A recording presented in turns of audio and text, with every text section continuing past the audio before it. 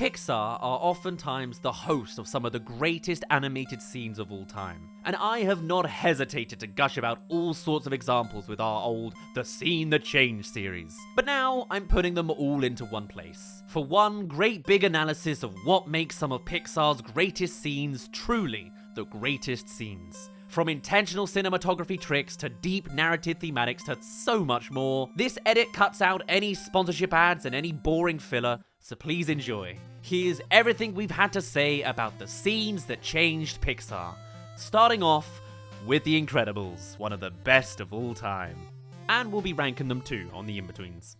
First video of 2022, let's do this. I've probably mentioned this before, but The Incredibles is my favorite movie of all time. Pixar is my favorite animation studio, but maybe that's a bit of a normie opinion. Either way, it's a crime that all these new Pixar movies are getting pushed onto Disney Plus for free. I'd much rather pay out my actual money for a Pixar film than a directly Disney film, but that's off topic. Today, we're covering the scene that changed The Incredibles, the absolute pinnacle from one of Pixar's absolute pinnacles. The Incredibles is regarded as a cult classic film of one of the best, easily elevated as much more than just a good film with endlessly quotable and well-produced scenes. But which one's the best, and why is it so good? How did it ascend the movie from a great movie into a masterpiece? Let's find out it all and more.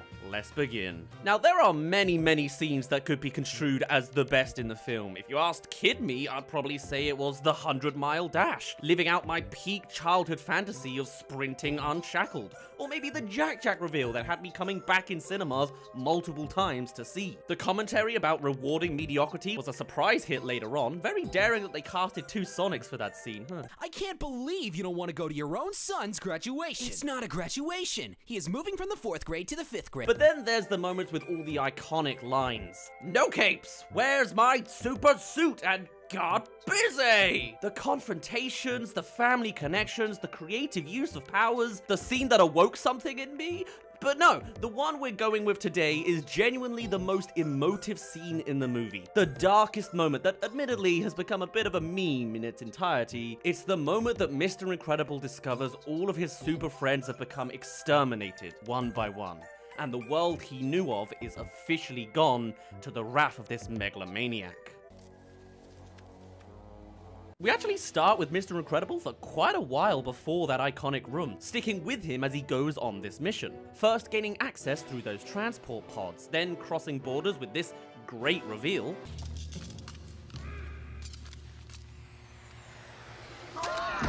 And sneaking further in, throwing stones, dodging sights, and eventually reaching this lava office. Up to this point, he's been coasting through the barriers with a little luck on his side too. But this is his first puzzle. He can't just rush his way through this one. And look at this shot, really highlighting the scale of how out of his depth he is being plunged so deep into enemy territory. But as an experienced hero, he doesn't take long to come to his conclusion of using the Easter Island head statues as the shield to block the flowing lava. Not sure how logical that is, but whatever. No dialogue, but damn does the music sink you into the sneaky vibes of the scene.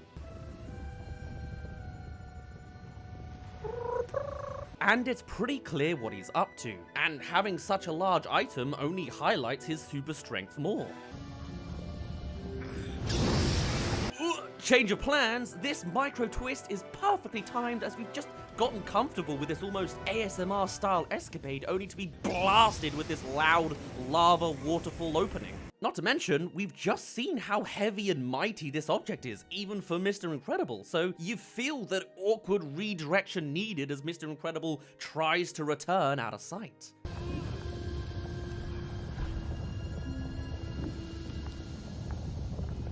Classic. This is basic theater, but always satisfying to see play out well. And with animation, you can time it absolutely perfectly. But now, Mr. Incredible can rush in.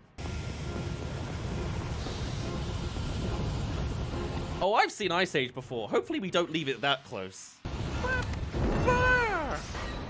Damn, Again with that swanky spy music with what's essentially an animated album cover. This is a fantastic example of just great cinematography and composing coming together. A real successful love letter to those 1960s spy movies this film is taking inspiration from. I totally see what people mean when they say Pixar movies belong in the cinema. This is top tier visuals and sound work. And as we cut to black, we open up for the next visual cue. It's not time for a scene with someone else, it's still Mr. Incredible. First, the floor lights up, one by one, slowly showing a single path to illuminate a control panel with a single spotlight. Dramatic, dynamic, and 100% pushing your eyes to follow a certain direction. Which, to be fair, is cinematography 101 anyway. Syndrome really is one for presentation, it seems. And so, as Mr. Incredibles walks calmly towards the center, we too start to relax in this obviously empty dark room. He sits down with a click and a notably echoey reverb on it. The screen lights up, the maximum size possible it seems. Look how small Bob is over there. The events that are about to unfold show how large a scale this situation is. Far greater than Mr. Incredible's personal desires. Ever the puzzle master, he gets the password right straight away, thanks to a little help from his recently dead friend. And with a smirk on his face, he's in.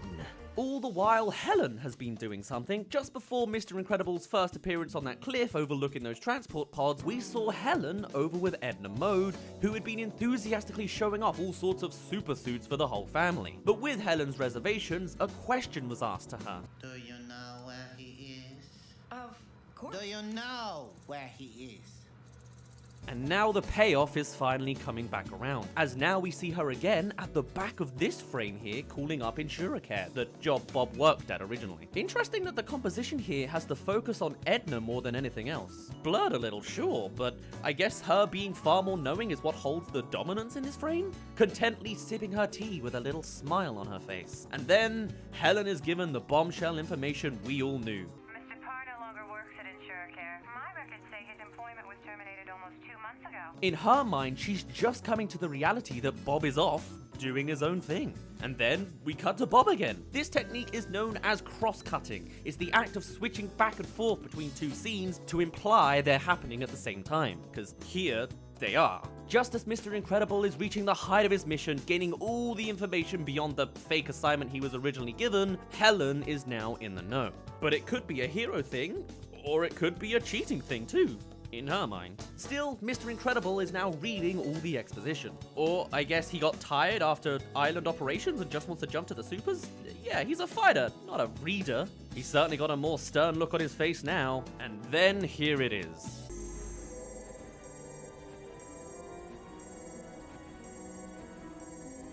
A full documentation of every superhero who's come to the island and how they've been used as a tool to upgrade the Omnidroid to the point that it can defeat them. First, 6 supers, each used to form Omnidroid version X2. Every upgrade comes every 3 supers. Clearly, it trounces most of them, be them telekinetic, supersonic, or pyrotechnic. Meanwhile, the camera slowly pulls back as we see more of the scale of this screen and the scale of the situation. Cut back to Helen and she's dejected, putting down the phone as Edna looks across the frame. Back to Incredible again, 7 supers down, 8, 9, the Omnidroid growing more limbs and more direction as the powers of gravity and seismic waves are taken down. This isn't the end of it, and Mr. Incredible knows it. The camera's now static, the full scope unfolding and like it's been going on a while.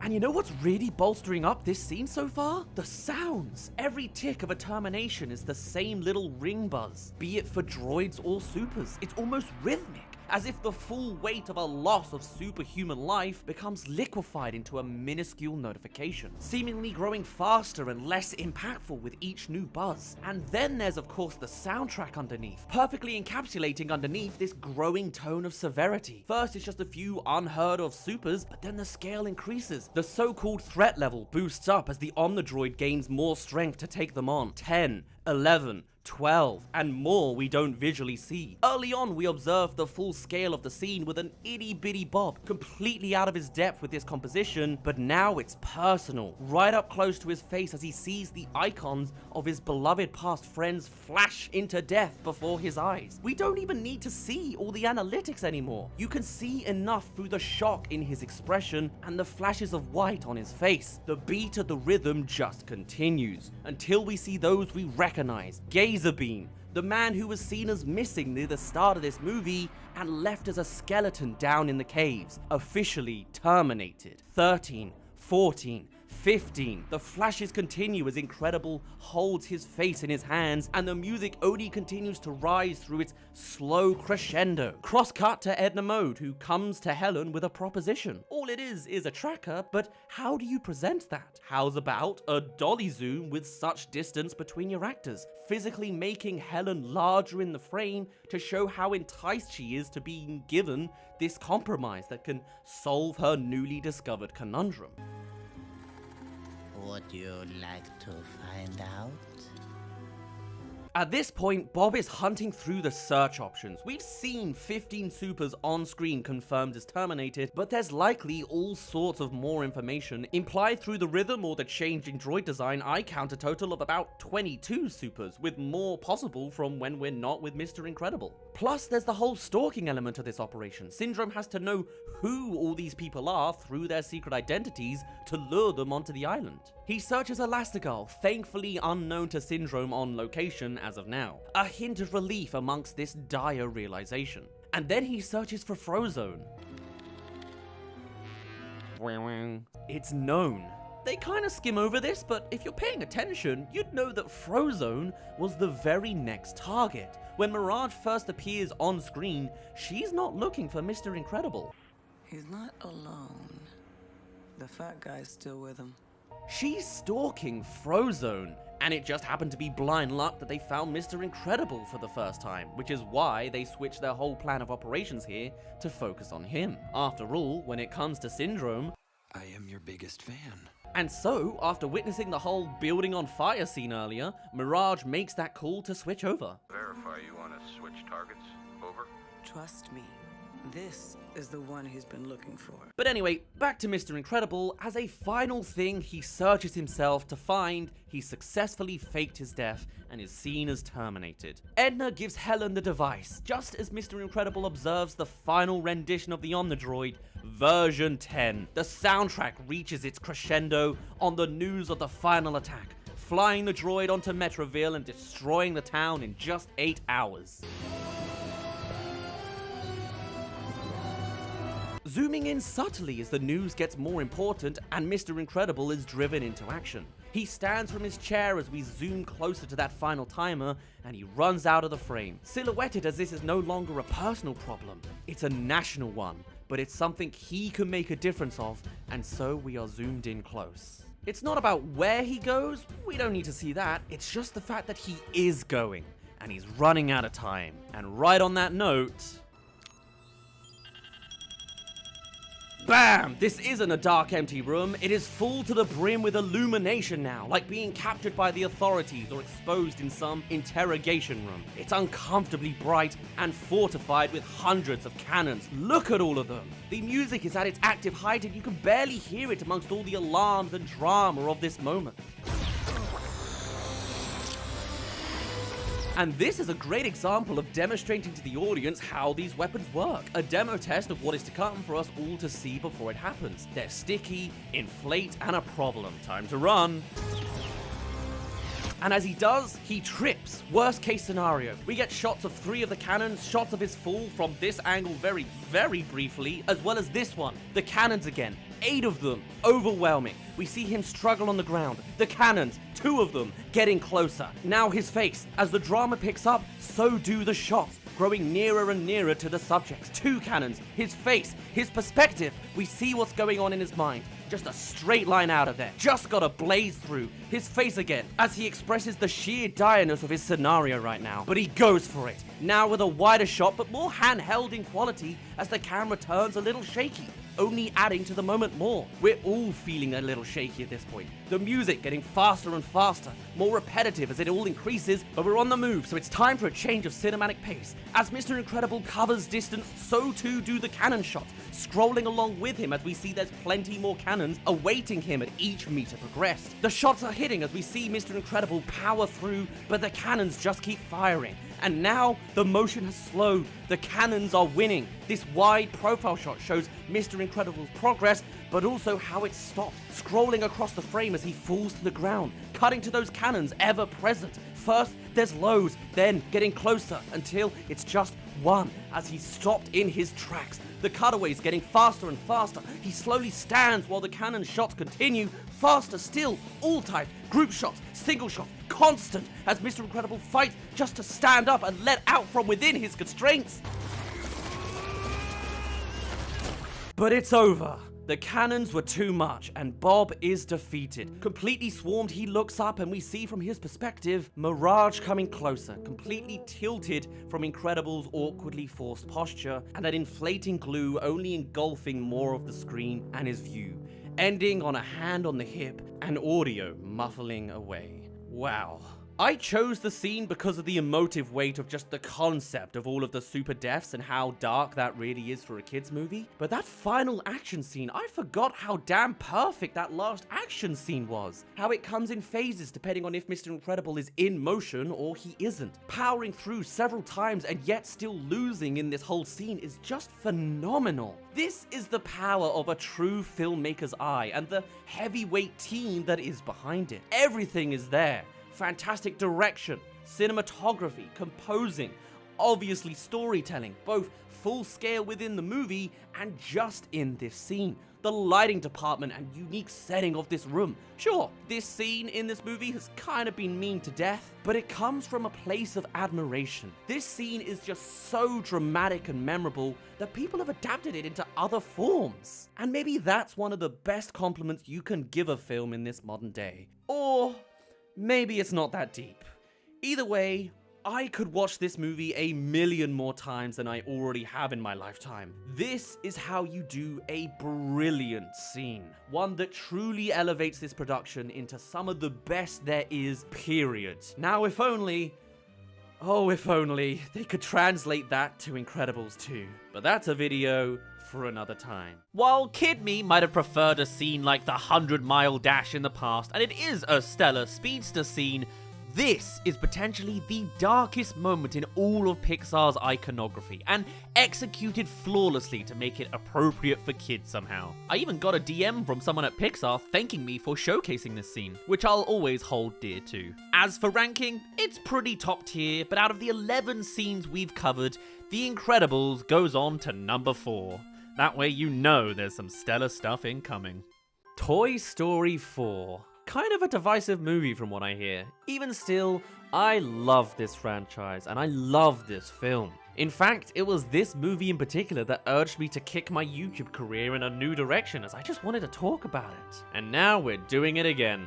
Up till now, we've done our little scene breakdowns on good scenes in bad movies, but you don't need to be in a bad movie to change a movie, and damn it, I just want an excuse to talk about Toy Story 4 again. Depending on how well this video does, we may be truly opening the floodgates on future scene breakdowns of both the good and bad, so prepare your suggestions for every scene that's hit you in the feels. Because today we're doing just that with the most memorable scene in Toy Story 4. No, it's not the rainy prologue, no, it's not the operation, no, it's not Naked Grandma, you weirdos. Okay, it's the most memorable scene to me, the heart-sinking moment that splits off right at that cliche ending our brains have been wired to build up to. It is the end result of Gabby's hard work right near the end of the film.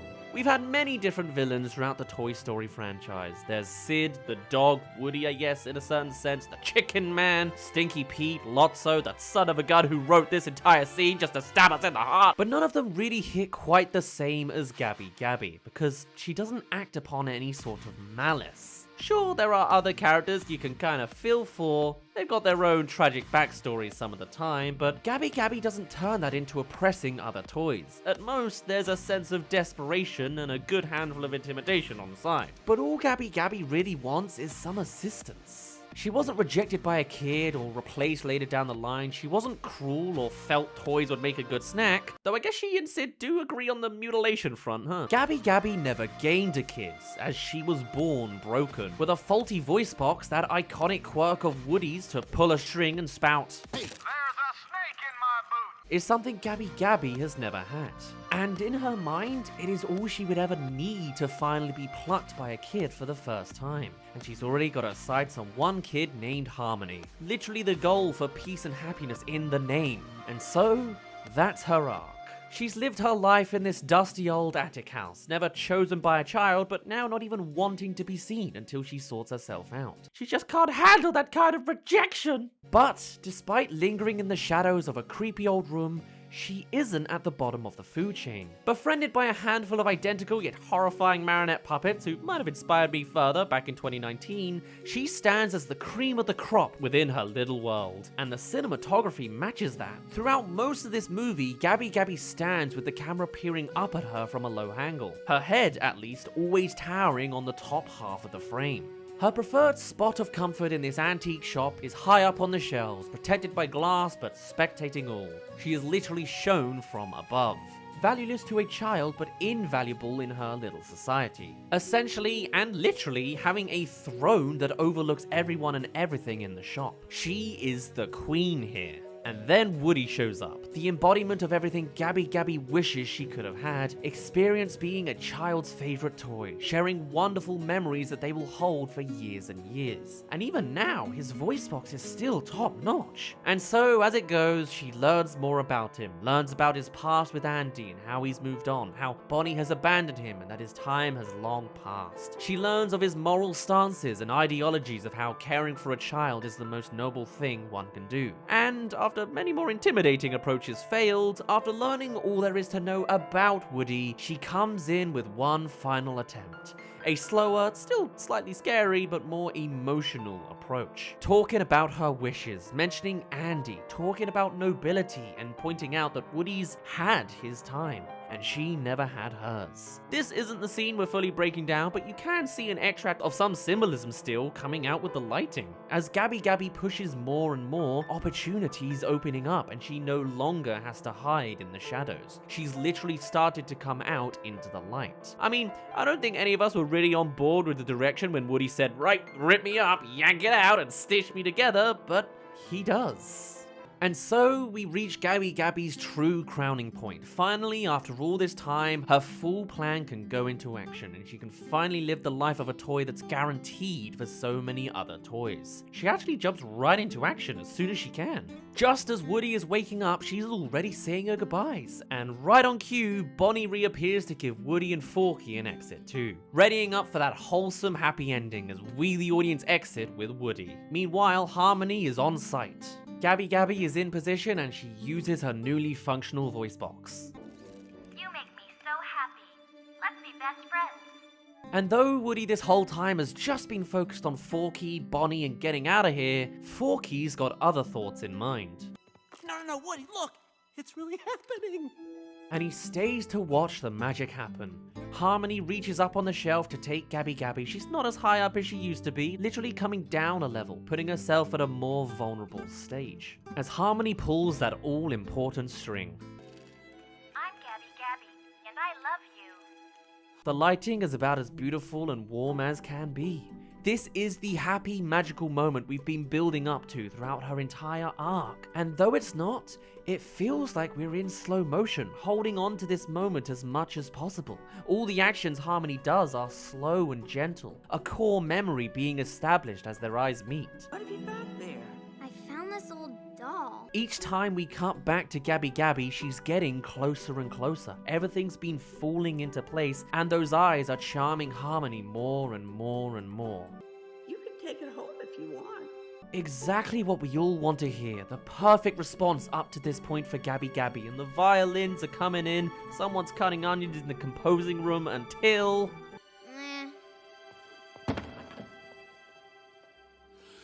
literally dropped from her highest point before, the top of the shelves, to the bottom of the floor, hidden in some gross, dark box. That blooming, warm lighting now minuscule in the shot, as the last glimmer of color from Gabby Gabby herself is obscured from the camera. What happened? And just like that, all the color of the scene is gone, drained away like Gabby's hopes and dreams.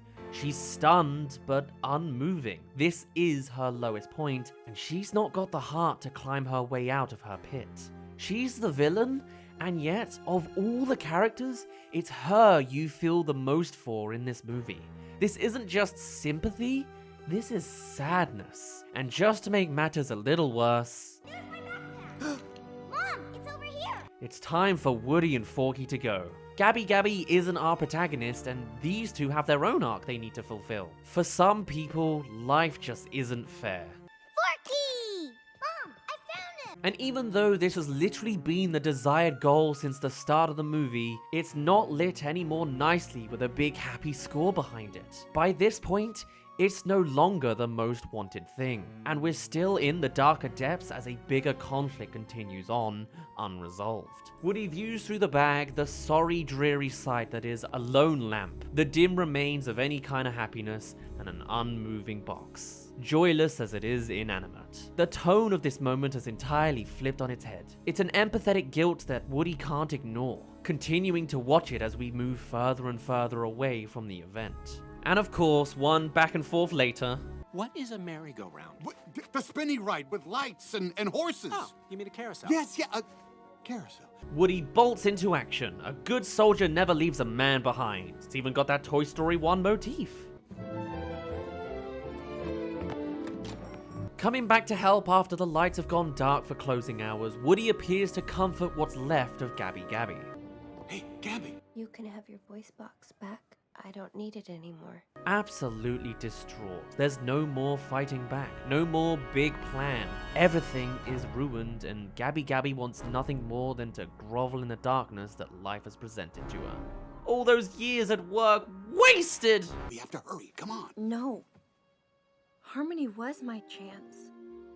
My time's over. Gabby Gabby has lived her life in the shadow, and she can live the rest of her life in the shadows too. Now curling up as far away from her prior throne as she can be. As, from her perspective, she was born valueless, and having a functional voice box now does not change that fact. And for the rest of the scene, she stays below the center of the frame. Her and her power have truly been dropped. Woody, of course, disagrees, seeing the value in all toys, big and small, favorite or no, quirky or amalgamated. He's seen toys of all sorts find their kid, and he'll continue to do so today. You hear that? It starts with just a small question, expanding Gabby Gabby's world beyond her small dark box to see light, warmth off in the distance. Potential, hope. After hearing all about Andy this whole time, Woody then goes on to talk about Bonnie, Gabby Gabby's second chance. What if you're wrong? Well, if you sit on a shelf the rest of your life, you'll never find out. And there comes the true crux, the real message behind Toy Story 4. You can live your whole life in fear, you can stay wallowing in the dark, or you can be daring, you can dream of reaching out of your comfort zone. You can push to not let failings get you down, and you can keep pushing forward until you receive what you desire and what you deserve. As no one, not even a toy, is truly worthless. And so they do, all as a team, because friendship is pretty important along the way. One individual's struggles doesn't have to be a burden they face alone. They crash into the land of light, the domain of hopes and dreams. But not Benson! Benson doesn't get a happy ending! My boy's been helping this whole time, why doesn't he deserve love? But she's part of the team now, all cruising through with a single goal in mind: get to the RV and join the family. The path literally scattered with lights, hopes and dreams. But Gabby Gabby is drawn into something. Gabby? I think she's lost. Sometimes a kid doesn't choose you, but you find the opportunity to truly choose a kid. Gabby Gabby doesn't have to go with Bonnie, there are plenty of kids out there. Some are more satisfied with the crew they have, others are more vulnerable and could really do with a friend for them. I tried to make that like you got a friend in me, but it didn't really work. And with just a couple of glances, the two can communicate beyond physical words. God, this is such a relief from the Emoji Movie.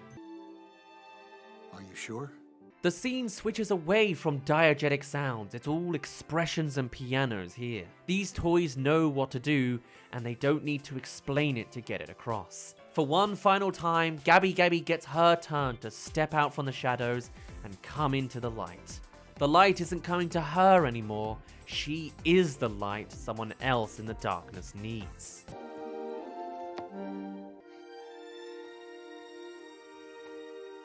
I'm Gabby Gabby. Will you be my friend? I'll help you. And the rest from there is history. This could have finished things up with the standard setup to resolution, but it didn't, and along the way it hit for a much better finale than before. It's not about a toy finding their kid, but a kid finding their toy, equally as needed to each other. I'm not exactly sure where this scene is supposed to cut off, so my apologies for kind of extending this here, but after we'd already had 3 movies up to this point, this sequence alone made everything worth it to me. It hits you in the gut in a way only the best of Pixar do, and all throughout it pulls out all the stops from the cinematography, the lighting, the music, to make sure you feel every beat of this development at every turn it takes. And in the end, it gives you a more mature ending to it all. Not so much that she doesn't get a happy ending, but that she gets a more humble ending. Her value isn't dictated by the quality of her parts. In fact, I wouldn't be surprised if she would be accepted even with the faulty voice box in the end. What truly matters at the end of all things is being a source of comfort at a time when a child needs it. Harmony was content and didn't need the perfect toy, but this child here needs anyone to look after them when they were vulnerable. And taking up that role, as Gabby Gabby learns, is truly the most noble thing a toy can do. And that is why, even a few years on, having already covered the film, I'm talking about it again today. It's a lesson and a twist that will be felt and remembered for years. Or at least, that's my thoughts on the scene. Before all this, Toy Story 4 was kind of going through the motions. It had some interesting characters, you know, but also some comedians just crammed into the voice cast. But this scene right here is when the story elevated onto a whole new plane. The change in tone that makes this an exponentially more mature film. And I developed a lot of respect for this movie here. But I'd love to hear your thoughts too. Maybe the Woody bit is more of a gut punch to you. I, meanwhile, was more than happy and hooked on the tale of Gabby Gabby. This scene released at a tumultuous time for Pixar, and it showcases that they do in fact still got it. It's kind of running with the formula, but it was the entire justification for a 4th movie to be made, I assume. And they nailed it as far as I'm concerned, and despite being a controversial topic amongst die-hard Pixar opinionists, for me, this is still one of the best examples of what makes Pixar movies so grand. But it's pretty standard in the bigger picture. Toy Story 4 places itself amicably at ranking number 5. And something new was created. Now, Ratatouille. That is a Pixar movie for those with a refined taste. I feel like you rarely hear this movie as anyone's absolute favorite, but so many people say it's a perfect polish of a movie. Literally all about the elitism behind taste and the relevance of reviewers against public opinion. It's an incredibly thought-provoking movie, but also way too short to me. It's a normal length of a movie, but somehow the ending always creeps up on me. Anyway, when you think of Ratatouille, everyone always only thinks of one particular scene. They have this tiny, little... Sure, there are all sorts of highlights and iconage, but the scene that really puts the concept together and actively changes the movie with his address of the conflict must come in when the reviewer finally gets a taste of the ratty food. rambling about the significance of reviews. Now that's an opportunity we have to jump on. It'll be more nuanced than anything I can say, so let's see how it all pans out. Everything in this movie has been building up to this final boss of a confrontation. This is the big, evil, super serious, ominous cook career-ending man that must be impressed by this revived restaurant commandeered by a rat, whether they realize it or not. Can anybody cook, even someone as lowly as a literal rat? All is to be answered in the final scene now. Although maybe part of my pacing issues is that it's all in real time, at least the final night's events. Each scene rolls into the next. So let's say our finale scene starts when Colette enters the kitchen. Initially enraged by Linguini's rat-related revelation, and now finally looped back to us. The scary reviewer has already made his entrance and is waiting, Skinner, the old owner, has snuck in to see what's happening at the table, and the health inspector is being hunted down to be chucked in storage. Remy and his family have reconciled and all come together to populate the kitchen, replacing all the humans entirely, minus Linguini, who's now set up as a super efficient skater waiter. And as taste testings are ongoing, finally, she enters. Colette, wait! For her, this is her very first exposure. She doesn't get 94 minutes to get used to it like normal viewers do. And to be fair, if this wasn't engorged in the cartoony lens, we would probably have the same response. And in showing their progress in character development by the end of this movie, Linguini is very touchy-feely. Romantic arcs have entirely, well, arched. You came back, Colette. Don't say a word. But their dynamic as a duo is still clear. Colette can be pretty touchy-feely in her own way, in a very domineering way. But she's willing to stomach this absurd twist through her trust in this man. Ratatouille. It's a peasant dish. Cutting straight to instructions after requesting them with a light camera pan. The animosity between species is no longer unpleasant, so we have a pleasant camera motion. Over the shouldering as best you can with a rat as your subject to look up at the humans. And when looking back on him, there is this romantic kind of bloom. Usually the case when looking at Remy in the shots where he cannot speak English. It's gentle. And with a nod and touch on the shoulder, off they go.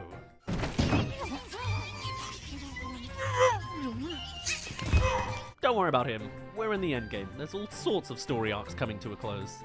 And after a brief disagreement with the chef, it's now on to make that esteemed ratatouille.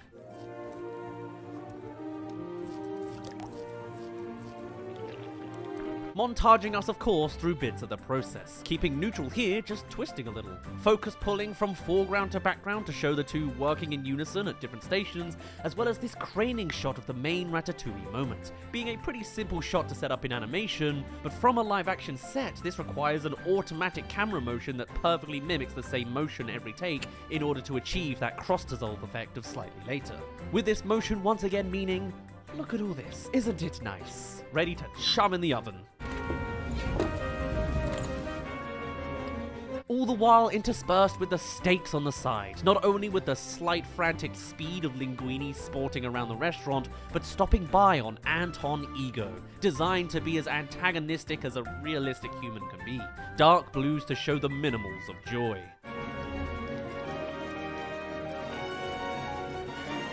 And then we're back to the food. Close up for that money shot of all those toppings before finishing up on one more craning swirl, matched by Remy spouting a sauce in a circle around the dish.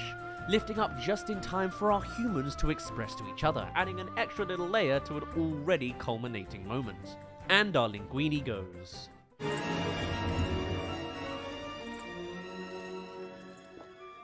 Focusing first on the ratatouille itself before it's carted away, and then onto it again when placed on the table. It's not about the reviewer just yet, or this spy of a character who, again, we don't really need to worry about. Plot's been doing its plot thing. Ratatouille? They must be joking. But as he chuckles at the disadvantage of the restaurant, we again have a focus pull starting from the reviewer's pen, expertly applied as it has been used for this craft many times before. It's a gulp before the main event for making such a bold choice.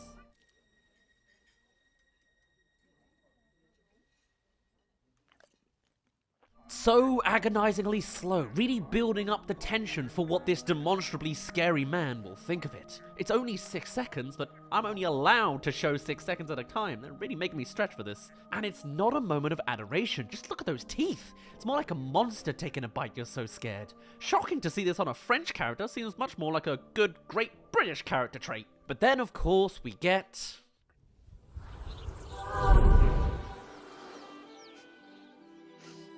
First, it's just a close-up, the eyes and the nose, opposite to the jaw we just saw. No longer is he being displayed as a beast. Before cutting back a bit to this mid-shot, prepping us for a match cut to some time in the past. Reaching there first with an aggressive dolly zoom as the background blurs away at a faster rate to Ego, pulling right out to within the Anton, visibly scratched from a fall on his bike. Suddenly, all those dark blues and dim hues are replaced with this unending warmth, the comfort of a childhood home, and the security of a time of peace.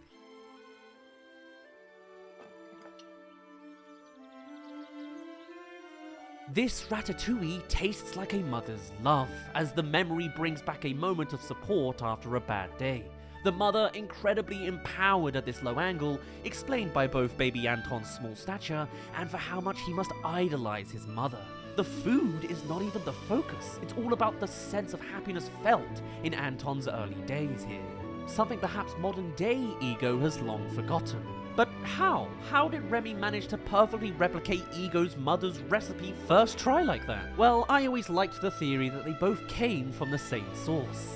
Remy, of course, learning how to cook with a selection of human ingredients, all coming from the same little house in the middle of nowhere. At the start of the film, we see his very home, and who's housed there but some old lady. Jump back however many years Ego is old, and maybe in the distant past, this childhood home is the very same home, with the very same lady living in it. If ratatouille was Remy's specialty, perhaps he learnt it through the very same recipe that Ego's mother used all those years ago, and hence, he cooks exactly like this cruel reviewer's kind mum.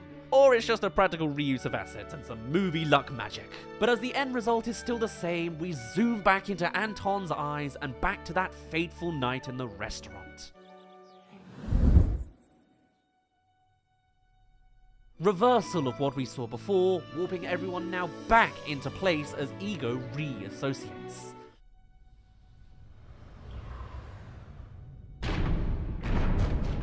Such a simple shot, and yet it tells so much. It's a slow-mo drop of the most important item of Ego's, practically his only item.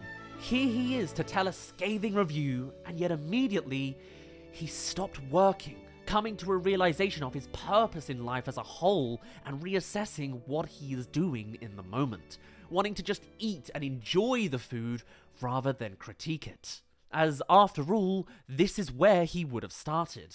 I don't like food, I love it. And that love must have started from a genuine enjoyment in the food laid in front of him. The pure joy of satisfaction and good food perhaps being the very core of his career that he'd forgotten along the way. What with his drab attire and affinity for the negative.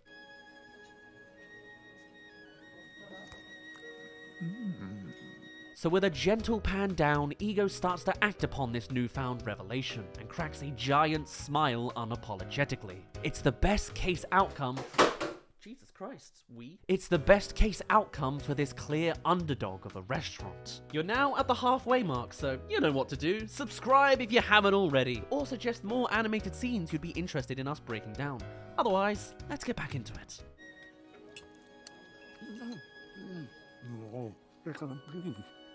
Irrelevant prior manager also has a bit of a moment like in the food, though it comes off a little more orgasmic. Not that he succumbs to actually enjoying the food anyway. He is unworthy of the food! Chuck him in the freezer! And so, Ego is ecstatic, wanting to give compliments to the chef for the first time in a long while, presented with a gentle twirl on linguine before he realizes that that's not the chef of the night. Then who do I thank for the meal?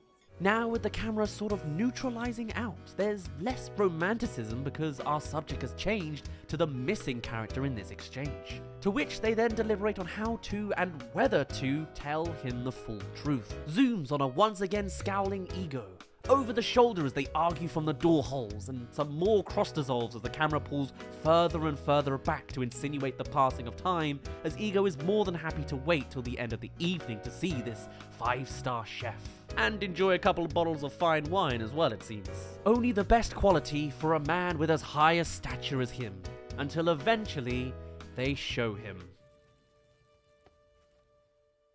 At first, Ego thinks it's a joke. Keeping Remy blurred in the foreground is an interesting choice for his reveal, but it makes sense considering this is all about the reaction. And then we cut to a wide of the three observing the kitchen, the opposite extreme of perspective, though Ego still stands as this immensely tall and slender figure. You know, they do say height is a strong factor in a person's success due to their domineering advantage. But yes, it's a collection of reaction shots from all sorts of angles, mid-shot looking down over the shoulder. He doesn't react beyond asking an occasional question. And all presented with Ego's unrelenting expression. Kinda hard to read, and because of that, it's all the more worrying. As we have now switched to narration from Remy to hear a little more from his voice actor, as well as guide us over this re-explanation of events. Until eventually, we hear all the words that Anton Ego has to say on the matter, reflecting not just on the restaurant, but the role of reviewing as a whole. So I want to dissect his individual lines here as well. I'm sure this era of Pixar has something incredibly profound to say, ahead of its time and all. In many ways, the work of a critic is easy. We risk very little. And as Ego verbalizes his review, we'll be treated to an assortment of him thinking whimsically against his incredibly fitting apartment, high-rising against the cityscape of France, much like his position as a dominant overlord, despite what his words are saying. We thrive on negative criticism, which is fun to write and to read. Yeah, forget 2007, this idea still applies now. I myself have made a whole living off of doing terrible reviews. They are fun to make and demonstrably, people enjoy seeking them out. Whilst yes, I take very little risk. Anyone can do what we do, and it's probably a good cause for all of our imposter syndromes. In fact, this scene series was my answer to avoiding the cynical rabbit hole of only making the most popular grumbly content. I wanted to seek out more of a balance for my own long-term well-being. A piece of junk is more meaningful than our criticism designating it so. Oof. Questioning the entire value of reviews as a whole. A kind of point that's even been addressed recently, what with the split of responses to the Super Mario movie. If the critics that are faulting a movie are doing so in a way that doesn't match those of the public opinion, then what is their purpose, if not to misguide the people through their blatant out-of-touchness? If the movie, or in this case the food, brings in so much undeniable joy, what input does some cruel review bring, if it's not even accurate to the audience that is meant to receive it? Maybe our work has always been useless, certainly less so than our subjects. Also, yes, Ego's typewriter is a skull, very ominous. There are times when a critic truly risks something, and that is in the defense of the new. Now, cinematically, we switch to the rats, symbolically focusing on the new subject, of course, with a dialogue-less epilogue for our main characters. But yes, the times a critic may be at risk is when they go against the grain of some sort, putting bad reviews on a good product, or more controversially, putting good reviews on a bad, abdicating from their very duty of guiding the public to a certain conclusion. I don't recall too much of that happening IRL per se, other than on the full scale of critics mismatching with recent productions, but for Ego, it's obviously very targeted. Not everyone can become a great artist, but a great artist can come from anywhere. Highlighting the final moment our characters get that night, waiting with bated breath to hear the response, with a more clear and nuanced reformatting of Chef Gusteau's motto that anyone can cook. And as Ego comes to his glowing close, expressing his surprise with unexpectedly more slang language like, "They have rocked me to my core." We finalize our victory with the highest praise one can enunciate. The genius now cooking at Gusteau, who is the finest chef in France. Wow. Accompanied with footage of Remy laid back against the beautiful Eiffel Tower and a warm, glowing sunset. The end to this chapter and a resounding, secure success. That, my esteemed viewers, is the scene that changed Ratatouille. It's the key moment we all remember best, with a little topping of some meta-review commentary to boot. For some, Ratatouille is the absolute magnum opus of Pixar movies, and I can kind of see why. But this scene was clearly the one the movie was building up to tell some grand messaging beyond rat-do antics. It's a really interesting monologue to hear, and one that I should probably take to heart more often. Sometimes junk is meaningful, but I'll still bash them when I can. Even still, it's Pixar writers showing off in a way a lot of other kids' movies just don't strive to do. The scene that changed Ratatouille lands at lucky number 7, a quaint ending. Now for a heartbreaking beginning. I'll send you a postcard from Paradise Falls. Yep, we're doing Up today. Some say this is Pixar in their absolute prime, featuring the best scene in animated history. Untoppable. I mean, it was a TikTok trend at one point. That's about as high a compliment you can get in this current Gen Z internet world. Though at the same time, it kind of has Ratatouille syndrome, it seems to me. It's nobody's favorite all the way through. It has the best moment, but no one really freaks out about the scene where they're at the campfire or something, you know? It's not one of those movies where every minute is your best minute.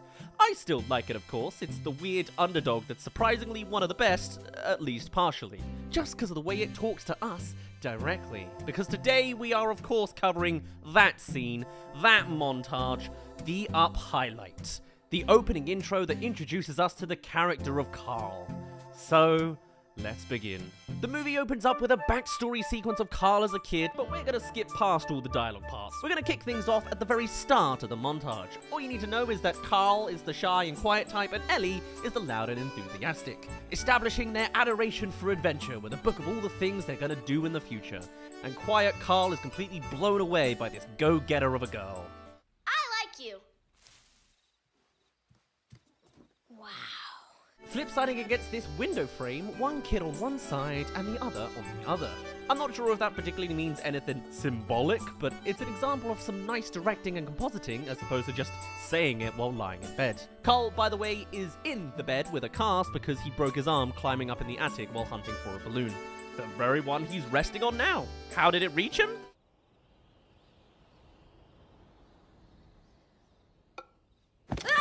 Again, in an incredibly unique piece of directing. That balloon is a key thing in regards to Carl and Ellie's growing relationship, and of course will be so relevant to the main plot of the movie as well. And we're off! The events of the movie take place when Carl is old, so let's start skimming through the years, with a pop and a flash to really jolt audiences to the time skip, immediately finalizing the romance arc in record-breaking time. But for those of you who haven't seen enough of the characters yet, here's the perfect representation of their traits. Carl coming out of his shell but still reserved, and Ellie diving to take the initiative, still the same after so many years. And you can imagine that can be sourced from their families and upbringing. But let's see a hit of those at this wedding.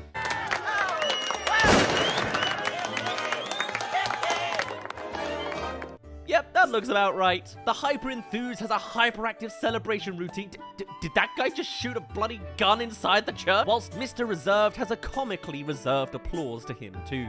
Reflections of themselves split directly down the middle, and just a bit of cartoony fun. Let's move on to some more.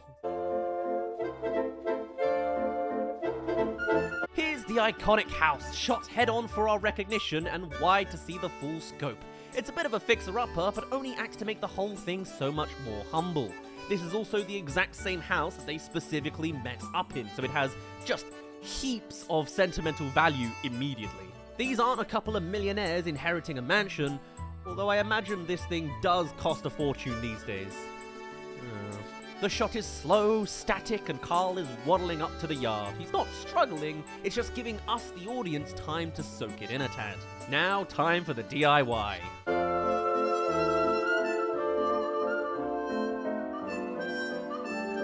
With the soundtrack officially switching out to our montage music, a happy rendition of the main Up theme. Beforehand, we just had a classic wedding bells motif. And naturally for their characters, Ellie is the one taking the initiative, sawing the wood herself. She's always been the type, and no feminine wedding dress is gonna get in the way of her dreams. Though it is funny, they are still literally in their wedding gear. Is this their honeymoon? They really were invested in making this happen. Camera switching from hands to wider to see Ellie full with her leg up on the workstation, and Carl hammering away in the background. Before a little later pushing some chairs into place. This will be their iconic chairs, each pushing each other's chairs into place. The dark and square and the bright and rounded. Again, aging up just a little bit with clothing changes to boot. And then there's the lighting, adding a bit of a bloom effect to make everything look so dreamy. It's a life goal they are working on right here, and everything seems so perfect and idyllic. It's the good times.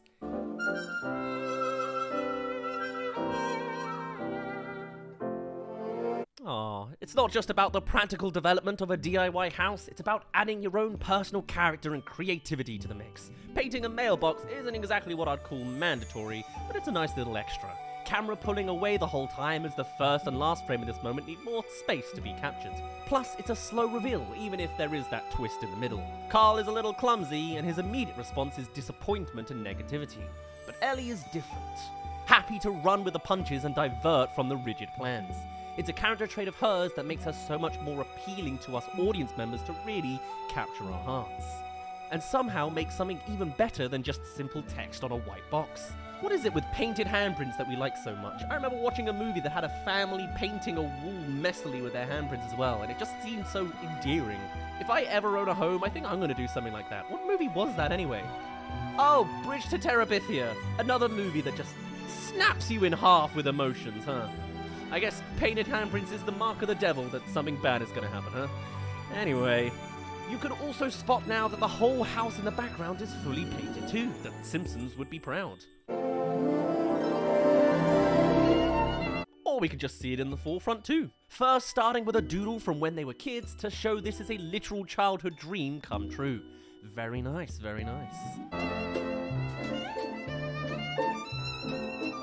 Moving on, we next get this heel shot, positioned side on to really capture the steepness of it. Ellie skipping up top as Carl trails behind, yet bright green against a beautiful blue sky, all the more showcasing their dynamic as Carl asks for a moment while Ellie is already prepped for her picnic.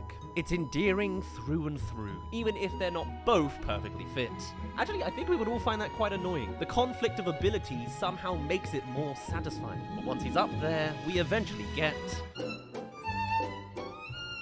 a little bit of youthful joy, just lying down together looking up at clouds. Bread, cheese, and wine, and a camera too. Ellie rambling on about what she sees in the cloud, but Carl just happy to live in the moment. This is his happy place, next to his wife, holding hands and listening to her talk. The bright sun and pathetic fallacy for some happy days. Not to mention their clothes equally as bright and joyous. But of course, these folks need to work, so now we get an insight to their workplace, both at the zoo. First establishing that pretty blasé with a giant zoo sign, before craning down and in as we enter into this other world. Ellie handles the actual animals, and Carl is the balloon man. Again, that theme of balloons keeps reappearing for obvious reasons. Always the one with a little bit of mishap happening around him, but he can laugh at it now, always having someone to turn back at and smile with. Just more endearing antics from another aspect of life. And then this simple little shot of them sat in their chairs. They're a couple that likes to read, but they can read together. Holding hands to show their bond runs deep. Though they totally can't turn the page if their hand is occupied, so clearly they're just being impractical here.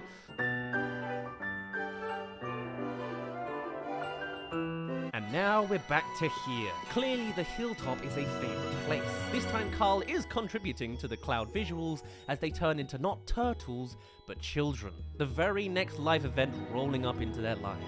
Camera leaning closer to them as they deliberate to a yes and see them everywhere.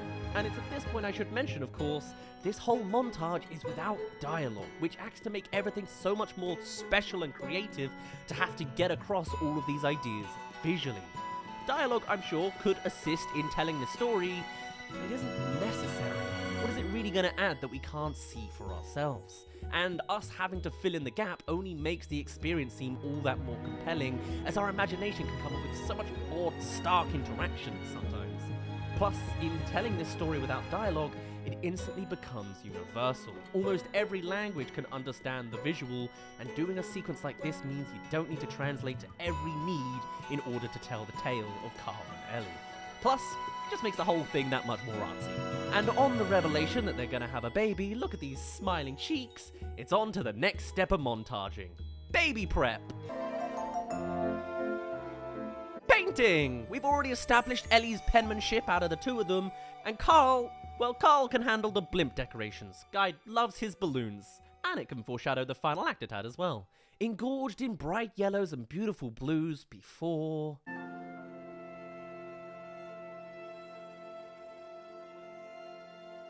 the turn. Camera panning to the side into the wall as a transition to another room. This room void of pretty much all colour. Soundtrack switching to the same motifs, but saddened, slowed down and delayered, emptying out for the final moment of acknowledgement. Framed within a frame as we see our to-be parents trapped in a box of disability. Though I'm sure there's a handful of interpretations here, the bottom line is pretty clear, that these two are unable to ever have children. You know it's pregnancy related through the poster, and you know it's bad news because, well, just look at it all. I always thought it was just infertility from the get-go, but considering the two had already begun a baby room construction, it's probably fair to assess that Ellie already was pregnant. So perhaps the diagnosis was a miscarriage that would then lead to the inability to have kids going forwards. Didn't realize that was even a possibility, but the more I learn about the secrets of pregnancy, the more I am horrified every single time. But now they must move on. No longer are we at these static, wide angles. Before, the shots felt very montagey, as if we were looking onto these pieces of their lives from the outside. But now we're closing much further in, seeing a much more personal approach in the filmmaking as they have to handle this devastating life circumstance. Carl keeping a sad eye on Ellie, more frames within a frame as their life is now more closed off and unfree. As we look down on Ellie, even more crushed against the frame. For someone who was clearly the ray of sunshine out of the two of them, it hits so much harder that she is the one to be muted down like this.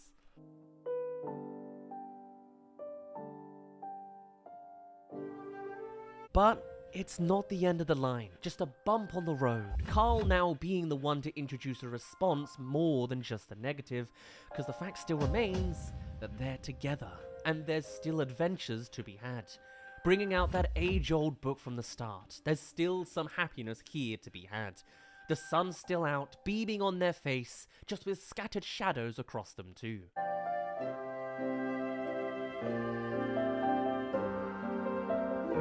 And so they redirect. Same roles as before, Ellie on paintwork and Carl on the blimp, but for a new goal, to live on the edge of Paradise Falls, the very first dream the two ever had. You don't necessarily need children to have a satisfying life, and they're happy still, despite their little spot.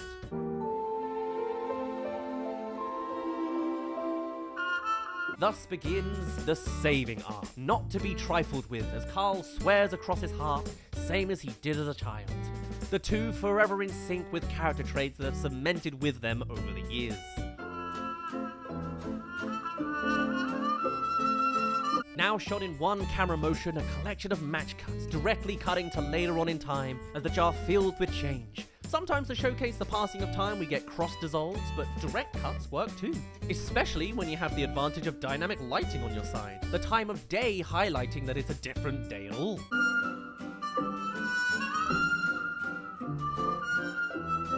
But then, life has its other bumps along the way. Nothing too crazy happening here, just moving on to the reveal. Though, to be fair, an accident was probably always going to happen since Carl spends 0 frames actually looking at the road. And so away goes the jar, wide out from the camera.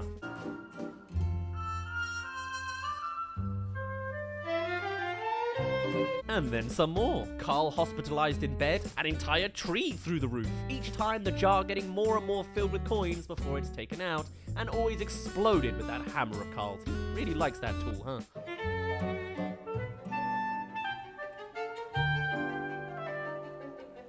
And onto another aspect of life, the daily joy of fixing one's tie. Clearly a pastime that the two kept up as routine, and now a new way of presenting time forward. Repeating the same shot again and again with other context clues. No need for Carl's face.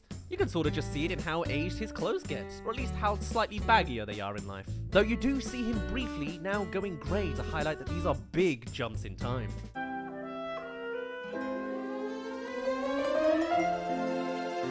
Before finalizing on a bow tie and a very aged couple. Still with that youthful smile though, and a spring in their step. They've lived an entire lifetime together and do not regret a single second of it. Even with that news somewhere in the middle, life goes on.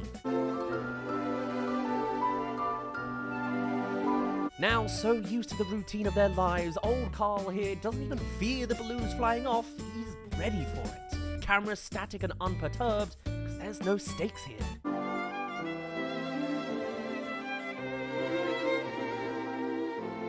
As the two continue to live their happy lives together, dancing just the two of them on this romantic night.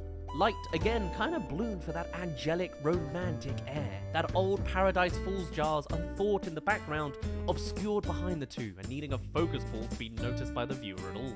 Yet another dream goal they've left to the side, happy instead to just be together.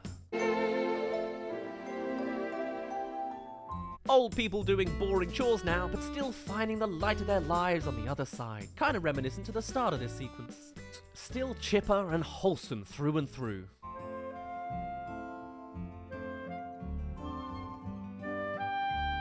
And cleaning some more. Typically a bit of an uninteresting life beat, but it's time for more silent thoughts as Carl spots something in the foreground.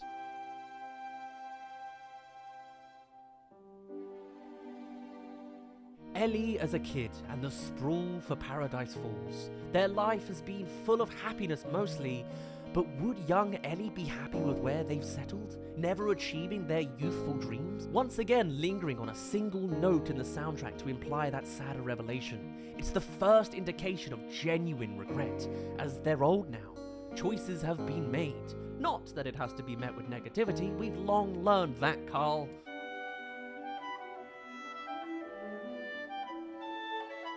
Cutting straight to a travel agent. You can fill in the gaps. They may be old, but they're still able, just with commercial flights rather than their own creation. Framed within a frame so we can catch the context of these offices and packed in yet another picnic. More bread and cheese and wine, their favourite pastime at their favourite place. And a surprise dream trip. This time Carl being eager at the top to reveal his bucket list plan.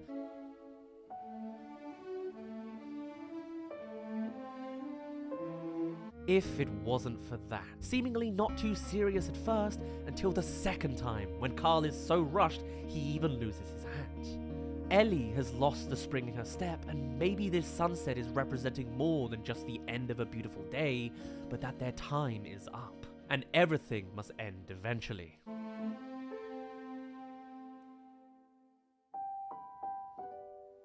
As we once again slide into our next scene. Again, this time with a cross dissolve, because hills make for bad wolves.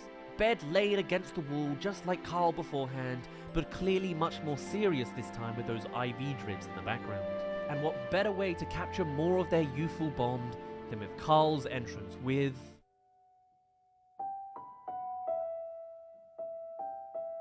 the very same setup for their early day interactions. There's always a balloon, this time less of a jump scare.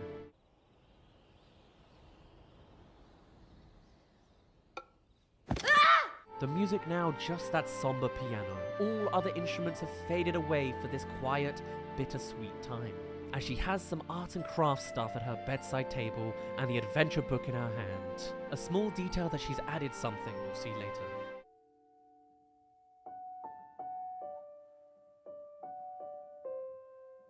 Saying their final goodbyes with a fix of his bow tie, a touch on the face, and a kiss on the forehead. It's their love language for each other, and it's their time. Down on the book, neutral on Carl, and wide as they hold hands for the final time. Hat at the end of the bed, and blooming warm lighting bursting through the window. Not because it's happy, but because it's comfortable. A happy end to a happy life, even if it's sad to be at an end at all. life goes on. One life.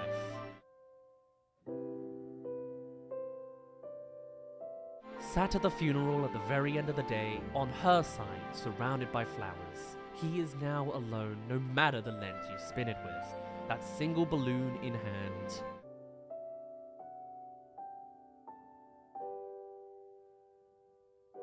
As we match cut, cross dissolve exactly at that home. Dim lighting for a sad night, paint faded with age. No longer the idyllic dream, but an unnoveled and dreary place without your soulmate. As we slowly fade to black. What a killer of an ending. The best and worst 5 minutes Pixar ever produced. A short in its own right, and just the foundation of this underrated movie. But worry not, dry your eyes with the power of editing. Bam! Here he is at the top of Paradise Falls. Huzzah! It's a happy ending for him a little later than this. He even gets a kid, and a spin-off TV series down the line. This sequence is Pixar at one of their absolute best, and magically told with nary a word. It is investing, it is endearing, and it is crushing. How they manage to enamor us with characters so quickly is a masterclass in writing and animation, and a legacy that Pixar will have cemented. That was the scene that changed Pixar's Up.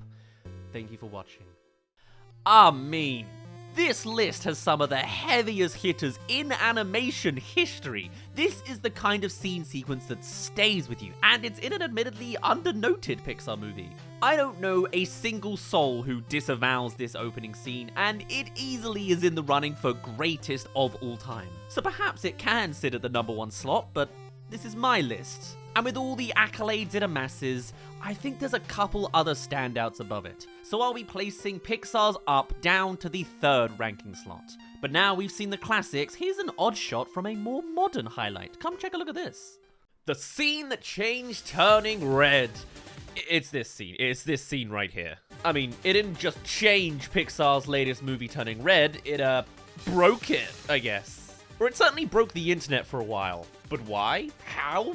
What's even going on? Usually for this scene breakdown series, I like to pick my absolute favorite scene in a movie. Usually for Pixar, it's that emotional, swinging one on some revelation that fixes the whole plotline. And this is meant to be turning reds. Honestly, I prefer the dad sitting down and talking scene, but forget it! The scene opens up when, I guess actually it just interrupts the scene. Our main protagonist, Maylene, has finally come to accept herself for who she is, choosing to keep her red panda inconveniences. She can turn into a red panda, you should know this. Now keep up. This isn't the sad pits before the final act, as Maylene's resolving her arcs right now. She feels free flying through the air above the street. She's reaching her goal event of the 4-town concert and making amends with her best friends who she abandoned earlier. And wow, she's even resolving things with her high school bully. Just took exposing his closeted interests. Also, you can bet this is one of those crumbly remains of Disney execs shredding down any LGBT material. Anyway, as Maylene comes to accept herself and enjoy the boy band play, in comes Mother. Spoilers at this point. If you're not really in the know, she's big.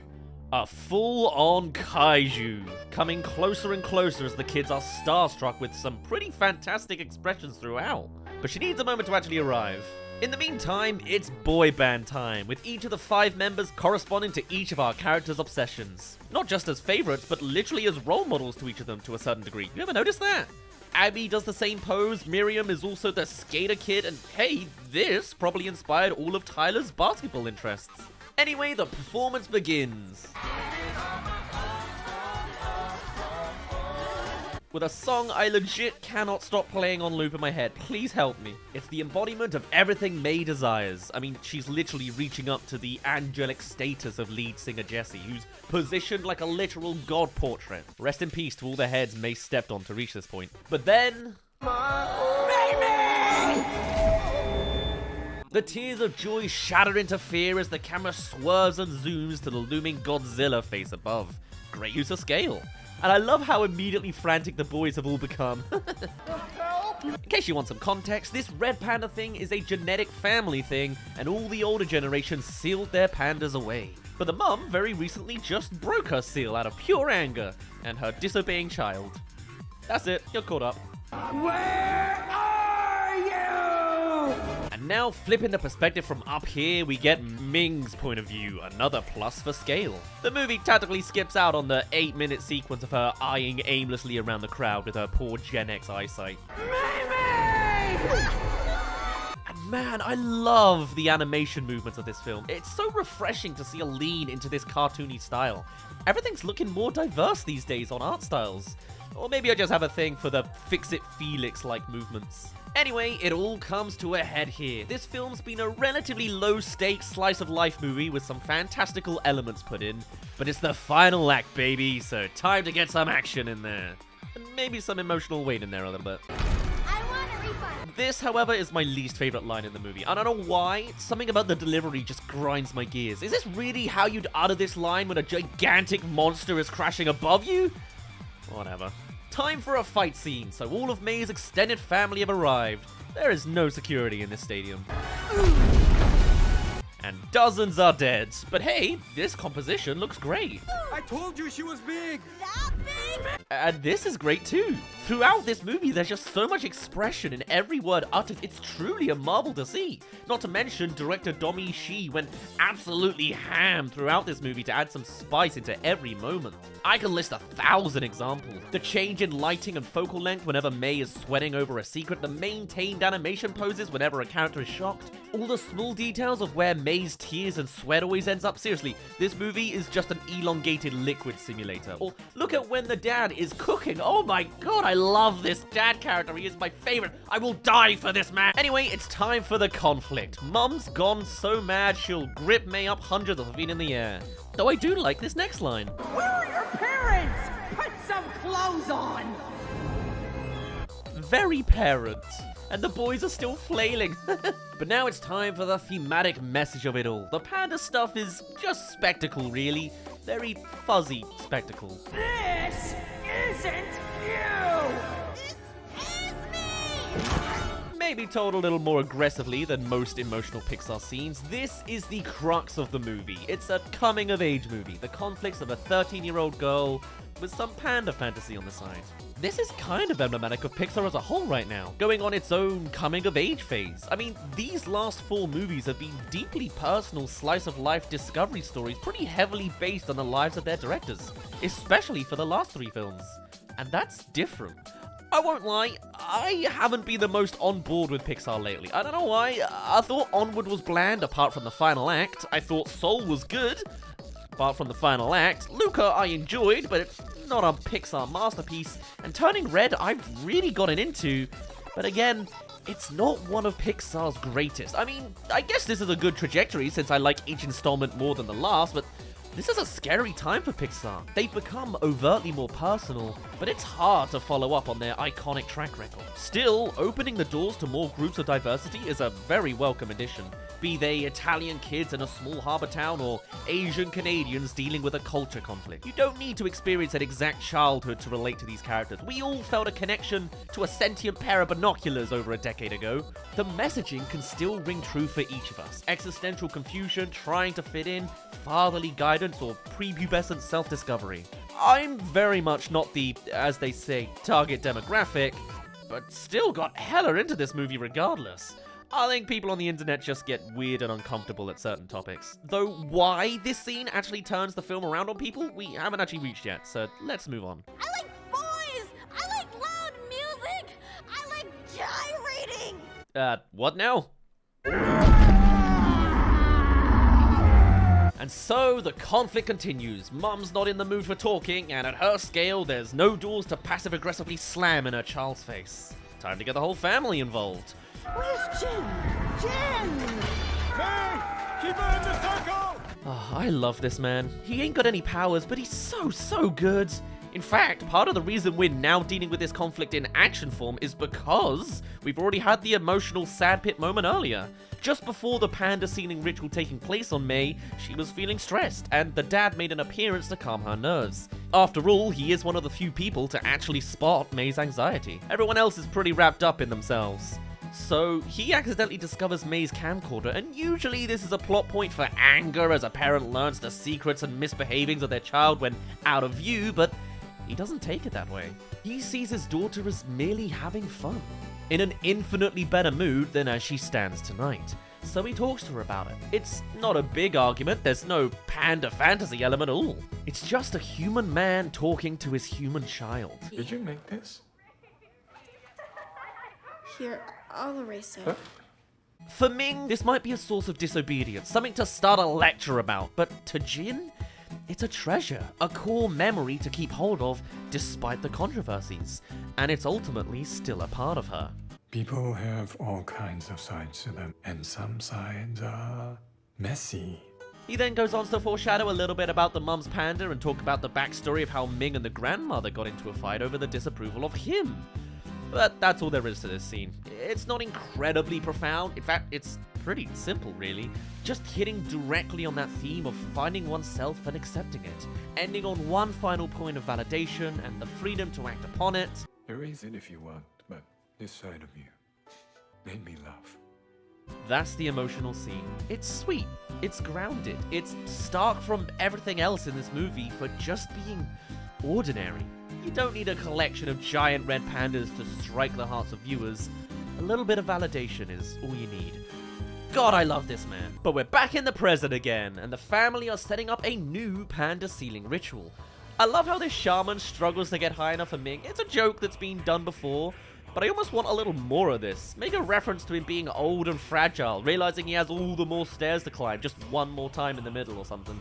Anyway, this is the scene that changed Turning Red, right? Up to this point, the internet has been a little weird on the movie. Some thinking it's unrelatable because it's a young middle school girl. Oof, Pixar. Others saying it's just low stakes and uninteresting, which, fair. I've also heard some people knocking down how over the top the mum is, but unfortunately that's a real life thing for some people. That mermaid stall scene has never made me secondhand cringe so much before. And the poor dude basically never comes back again. And some call this entire movie cringe because of the cast, but I think it's pretty accurate. Certainly not, ew, no, look away kind of material. But then there's this moment, the thing that really splits audiences in half. How can you be so crass? This whole time, the mother's been fighting not only against abuse of the panda power, but also against the less reserved nature of her daughter. No suggestive doodlings in a scrapbook, no boys' parties, no concerts. Her daughter is to be raised as she was herself, strictly and under an intense eye. Even other girls is a borderline no-no. You guys better go. But no buts, Mir. My mom already doesn't like you. Wait, she doesn't? Or maybe that's a tomboy thing. It's just a throwaway gag. But now it all comes to a head with this. Oh, that's nothing. You want to see crap? This is the make or break of Turning Red. This is literally the scene that changed Turning Red in many people's eyes. Oh, it's so disgusting. 13-year-old shakes her ass around in a Pixar movie? Oh, no, that's disgusting. So some people say it's just too cringe. No 13-year-old actually does that. Spoilers, they kinda do. After years and years of boys will be boys on screen, sneaking out and being themselves, now suddenly a girl is doing it. So many on the internet seem to be so up in arms about it. And it's totally because she's just a goyle. And to those saying she's cringe, yeah. All kids are cringe. TikTokers nowadays look cringy with their dances. Old Vine kids look cringy with their catchphrases. We all used to spout like a boss and for the win and verbalize rage comics unironically. Tumblr kids wrote fanfiction. Everyone copied what they saw on TV, whether you can watch it or not. Young people have always been cringy. And in being so crass, it's the exact middle finger May can use against her helicopter parent. Now, the fact that this is the single thing that gets the mother to stay in the ritual circle and she never seems to notice what everyone else is doing is kinda stupid. She's not really thinking in the moment, but she is literally red with rage right now, so I just went with it. Is this the best retaliation Pixar's ever made? No, but is it still entertaining in an unexpected way? Hell yeah, I think this is kind of funny. Stop singing now! Ladies! And it comes along with the action. The ritual is fueled by song, any song. You probably know where this is going considering the location, and demonstrated pretty upfront from Miriam's perspective shot, until it's too much for the mother. Stop it! now occasionally giving us this spectacle angle as is great for kaiju setups. Just a loose camera fixed from its view, looking and zooming around. And as we're up close, we get the superhero pose shot of May, followed by this great shot drone oneer spinning around Ming and getting those two Toronto landmarks in the background. Is the moon just a generally great shot. All the while, we get the very core cultural conflict in Ming's dialogue. I put my family first. I tried to be a good daughter. The complete clash between the collectivism approach that comes from Chinese family dynamics and the individualism nature of society in the West. All the while, Ming's fundamental flaw here is through the complete lack of observation on her front. At the start of the movie, May was getting fantastic grades and she continued to help at the temple, and yet here she looms calling May a bad daughter, forever downplaying her successes and highlighting her failures, ignorant of the actual desires or happiness of her child, and never ever actually listening to her, forever in denial of her child growing up and losing her because of it. Yeah, I'd be pretty angry with all those unrealistic expectations too. And so... Sorry, I'm not good enough! Sorry, I'll never be like you! The art style briefly changed into this black and white aesthetic for those anime flourishes that directors mentioned behind the scenes, as well as the anime action lines. Funnily enough, same thing happens when Mum first becomes her panda too. Still, it's the sad realization portion of the argument, as damage has been done, and both sides didn't really mean for things to get this heated. History repeats itself, as the very same thing happened between the mother and grandmother a generation ago. Or so they say. The implication's there with the scar, but they never properly lean into it. Is that subtlety or a missed opportunity?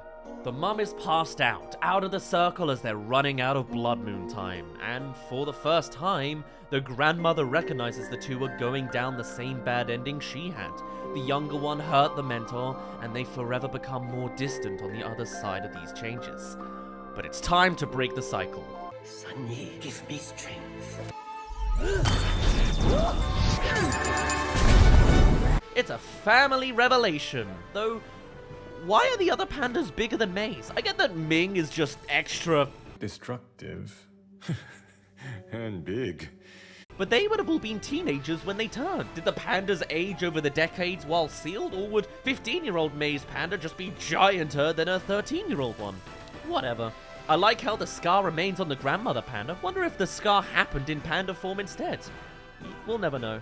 And together with their combined strength and Jin now, I guess, just sitting out, not caring for his wife. Seriously, this could have been like a great joke of tiny him pulling, but also a genuinely wholesome moment. Why did he care for the aunties when his queen literally just back-smashed concrete? Come on, man. The family drags Ming back to the circle. And if any song is needed, of course...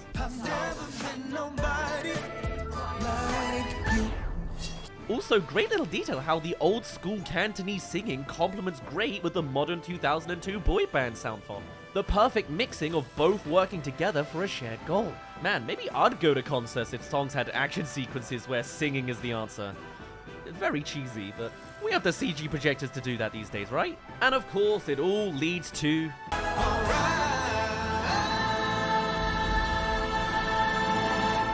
the spirit world, the real emotive climax scene. But first, can I just say, look at this aesthetic. The bamboo, sure, is lovely and spiritual, but look at the distortions as things go further back. This is a physical thing that can happen to the lens within a camera when it fails to focus all colors onto the same point. It's called chromatic aberration, and honestly, it's messing with my eyes. If there's one thing Pixar goes above and beyond on the small cinematographic details, it's recreating the effects of a physical camera on a digital camera.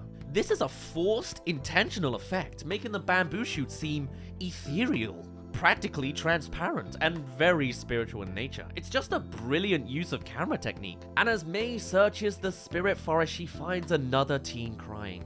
It's her mother from when she was a teenager.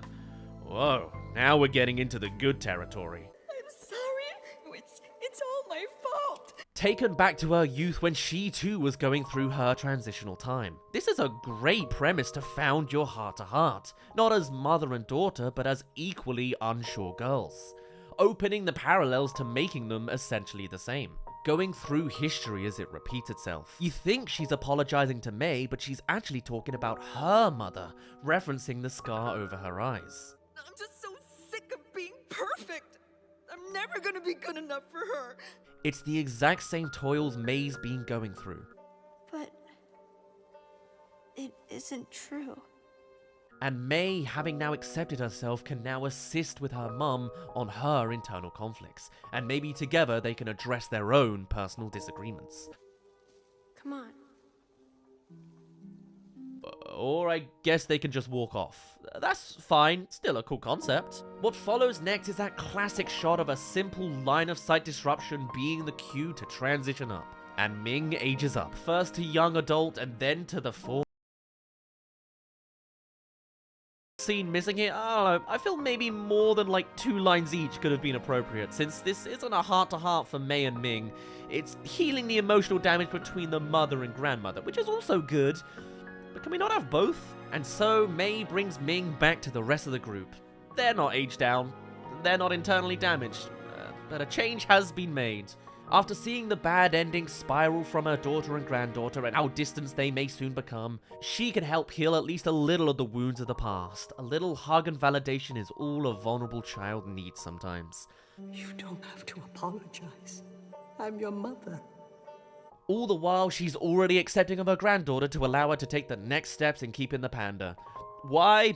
I don't know, they do always say your relationship with your grandchild is less strained than your direct child. Or maybe she's just fearful of having to take that headbutting mood herself. Whatever the case, she gives her blessing. May Sanyi guide you and keep you safe. And that's all she wrote. This also feels kinda quick. At this point, everyone enters the dimensional portal that splits their pandas away, leaving just Ming and May. And with one last bout of rebellion, May claims, I'm changing, Mom. But I'm scared it'll take me away from you. Me too. Okay, I guess this is the setting for the heart-to-heart, with a literal divide down the middle of the stage. Okay, I can get into that. And Ming finally turning around, saying the words May's needed to hear. You are so hard on yourself. And if I taught you that, I'm sorry. It's simple. Grounded, even. The very thing I liked about the dad scene earlier. Is it No, not really. I think they're coming away from that, honestly. For some people, this will really resonate. Me personally, I find it enjoyable. Though I like the spirit world idea being used a bit more. More heart-to-hearts from the young stages, grandma included maybe, but this still does the job. And just like that, Ming grants May her freedom and doesn't jeopardize their relationship doing so. And as one final guest, Sun Yi appears to give her blessing too. In her creepy, smiling, hugging ways, showing unredded the only two who kept themselves in fighting form. Though shouldn't her panda look a lot more angry and battle-worn? Whatever. One nose nuzzle later and the happy ending cues. Relationships mended, Canadian Blue Jays referenced, and a nuanced balance of cultures comes together as the best case scenario. Oops, this went on a little longer than intended. This scene isn't my personal favorite. It's also like 4 or 5 scenes combined together. But taking our title format literally, this is the scene that changed Turning Red. Do I think it's bad and cringe? No. At the same time, I don't think this is one of Pixar's masterpieces either. It's a decent film, very charming, but also quite predictable, and a worthy addition to the Pixar library. It really resonated with me. It's charming, you know?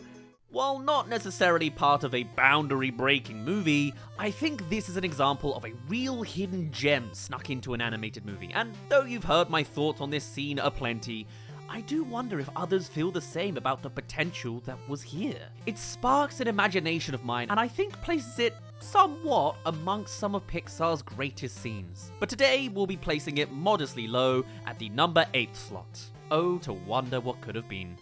Oh, okay, we're doing this, huh? We're really doing this? Bringing out the puberty saga of Riley's life?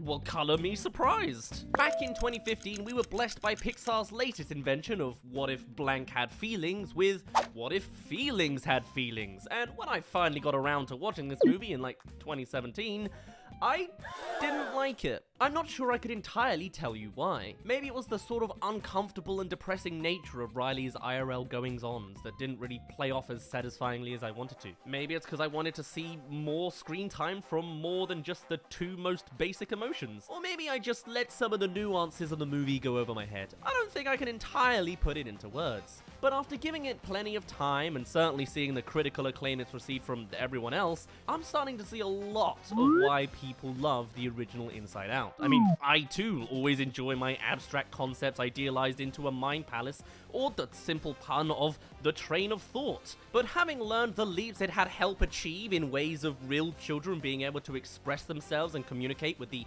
added help of Inside Out's reimagining of the mind is something that's real magic. So I guess maybe it should have been less surprising that a sequel is in the works, focusing on Riley's awkward teen phase with new emotions and all that. Can't wait to see existential dread realized in a truly harrowed character. But forgetting that sequel for a moment, let's hop back to what started it all and dissect the scene that changed Inside Out. That elevated it from a simple kids movie to add to the collection into one that spoke to millions and helped bridge the gap for struggling children with different mental or emotional issues. And for me, that would have to be the scene in which we get our first dual core memory. It's the message this entire movie has to tell us. So, you know, this scene takes place basically at the end of the movie. But for some brief context, Joy and Sadness get flinged away and have spent like an hour going through all sorts of kooky hijinks to get back to headquarters, with bottomless bags full of imaginary boyfriends, a million core spheres dotted around the place, islands crumbling one after another, and dream sequences that are just theater performances. But now they're back. All it took was 50 boyfriends and a giant trampoline, apparently. And whilst Riley has been running through life with only disgust, anger, and fear, dissatisfied with her new life in a new place and readying to get a bus back to Minnesota, finally everything can come to fix itself. Oh, I wish Joy was here! Cutting the music for comedic effect over the dramatic suspense, and one last action scene later, after getting up to date with Riley... Sadness, it's up to you. Me? Sadness? Sadness? This is the turning point this whole movie has been trying to sculpt. Throughout all of Riley's life, Joy has been the leading force, and Sadness, especially the one kept away to the side. I wanted to maybe hold me. Joy! Whoa, whoa, whoa, whoa. But in certain circumstances like this, joy isn't always the perfect all-round emotion for the situation, and sadness too has a purpose as an emotion that is just as valuable as all the others. Joy has learned that across her adventure, and now here it is coming into effect. Riley needs you. And so, as the decision is sealed, the dialogue stops. Only head nods from here as the music builds up to highlight that sad piano, and a little extra ethereal tone since we're still in the magical mind world. And so, as the bus back home turns into place, Sadness steps up to the console that's been fading out due to the state of events. Everyone watching from a distance, silent as the world behind them looks ever more grayscale. There's a note that's rising in pitch over here as Sadness works on the console for extra auditory effect, and as the last buttons flicker out, the music untenses. For once, a major note is playing as a shred of improvement comes in with this weird detachable piece. It's the inkling of change going on in Riley's head that pushes her into her next move. Stop! I want to get off! And in a single action, Sadness has halted the immediate Riley concern of running away from her family. And so, with a mimicking handheld camera shot, we see Riley running down the streets back to her house. What was she wearing last? Do you even remember what... Riley! The camera changing from static and formal to down-to-earth and personal as the family rush to Riley's side. It's time for the heart-to-heart Riley has needed this entire time, with the sadness to communicate it properly now. And Joy just watches on, bewildered that the solution was found through sadness and not herself.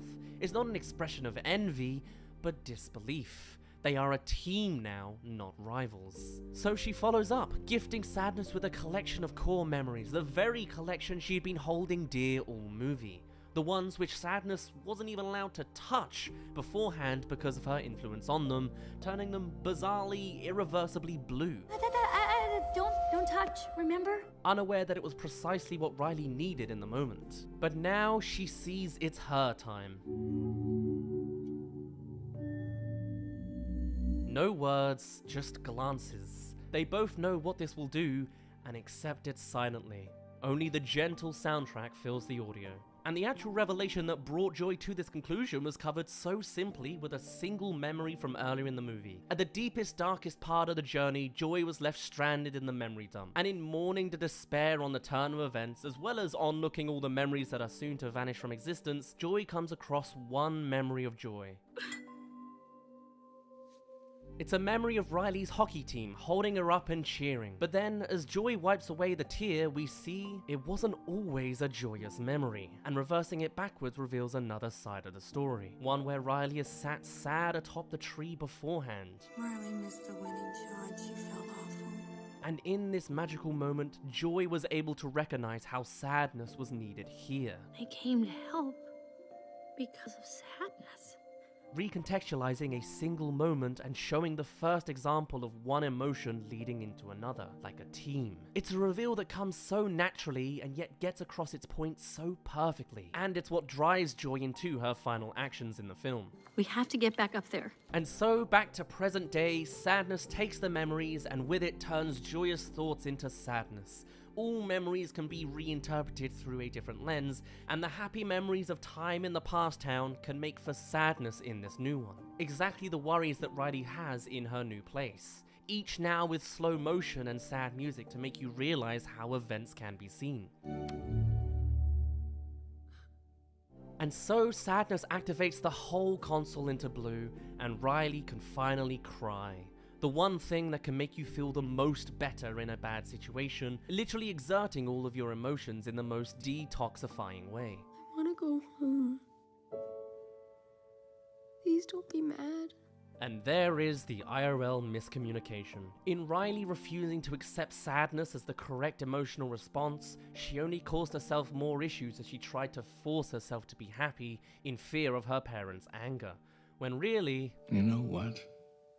I miss Minnesota too. It's a misunderstanding, and the whole family feel the same. Growing together as a family, even during the bad times. And from Joy's perspective, all it took was a little sadness. And so, she gives her final thing, the very thing she's been holding on to the tightest of all, a core memory.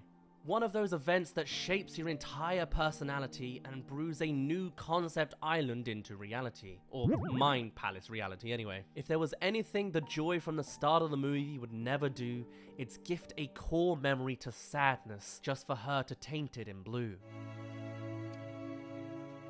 And yet, here she does. Even sadness is surprised. Look at that eyebrow raise. But in a twist, she pulls Joy to join her this time, poking a button together as we see Riley and her family hug once more. And then... recognizable immediately despite never being seen before, we know laundry pods when we see them, it's a dual emotion memory of blue sadness and yellow joy. A new emotion even. Bittersweet perhaps. And the camera follows as it makes its way along the entire path and up into a brand new family personality island. This event is a core memory that will shape Riley's relationship with her family forever, or at least until another mental breakdown. Can't wait for the sequel! But then pulling out from a slight time skip, we now come to see the main dish is full of more complex core memories, each a mix of several emotions working together to produce a more diverse emotional range and maturity inside of Riley's head. Upgrades in the most simplest of forms. And we learn of all new island extracts. A friendly argument section on Friendship Island, Tragic Vampire Romance Island, Fashion Island, and Boy Band Island. All prompts for the sequel that'll probably get ignored. The classic tropes of a coming-of-age tween. And with a newfound emotional maturity comes a new emotions console, so to speak. Guys, what's puberty? Yep, the sequel is already writing itself. And as a wrap-up to all these problems beyond just a family group hug and heart-to-heart, the film finishes up with seeing Riley back in her best, readying to play hockey now she's back on top. Something that was almost entirely tarnished after a particularly frustrating game earlier that destroyed Hockey Island, figuratively. And a couple of classic gags later... let's play some hockey! The emotions do their bit as narration now, and we don't need to see the literal hockey score next, with a simple cut to black and piano with... after all, Riley's 12 now. What could happen? And then the credits.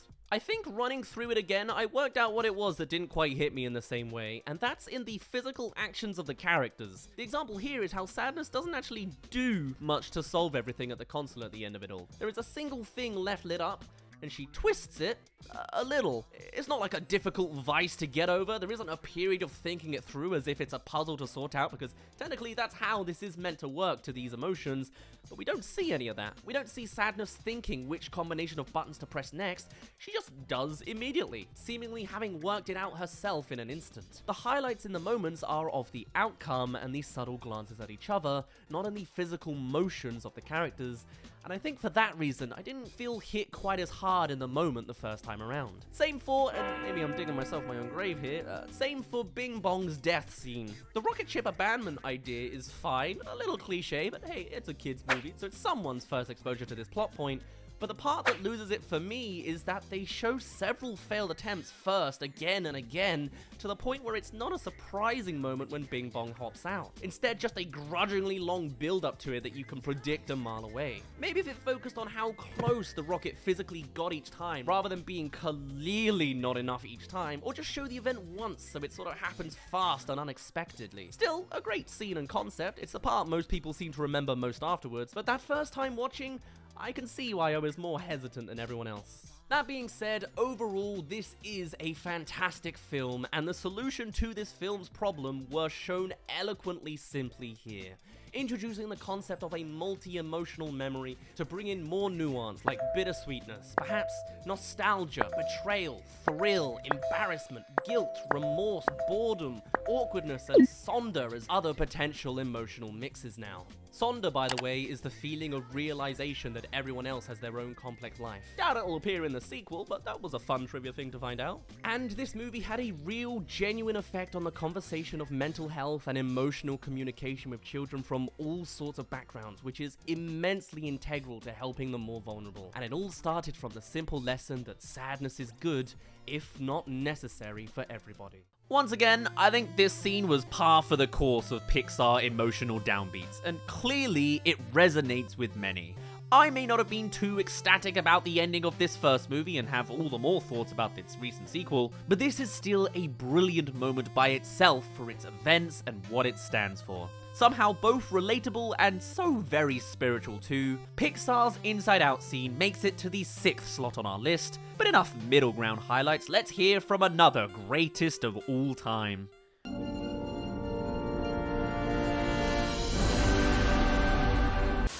Oh man, the scene that changed Toy Story 3. When you saw this prompt for a YouTube title, you knew exactly what scene this was going to entail, right? Or maybe it's a toss-up between two, as these are clearly the iconic emblems of the Toy Story saga. And since we've already covered the likes of the scene that changed Toy Story 4, I guess we're gonna slowly make our way down the franchise backwards. The scene I am of course talking about dissecting today for cinematic techniques, symbolism, tone, and impact is the scene in which Ken picks an outfit. No, of course not. It's the moment when Pixar sends off a love letter to their initial children viewers and sends Andy off for college. The true ending of Toy Story, or so some say. Ready it is.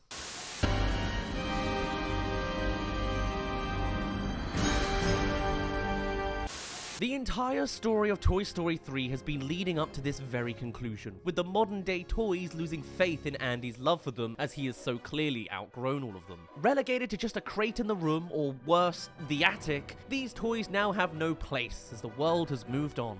And the whole saga of dealing with the nursery is about the relegation to other kids for a new duty, as much as that turns out to be like an authoritarian prison system. And though the toys have been spending the whole movie to return to Andy and low-key try not to melt like the real ending of most toys, it's illogical.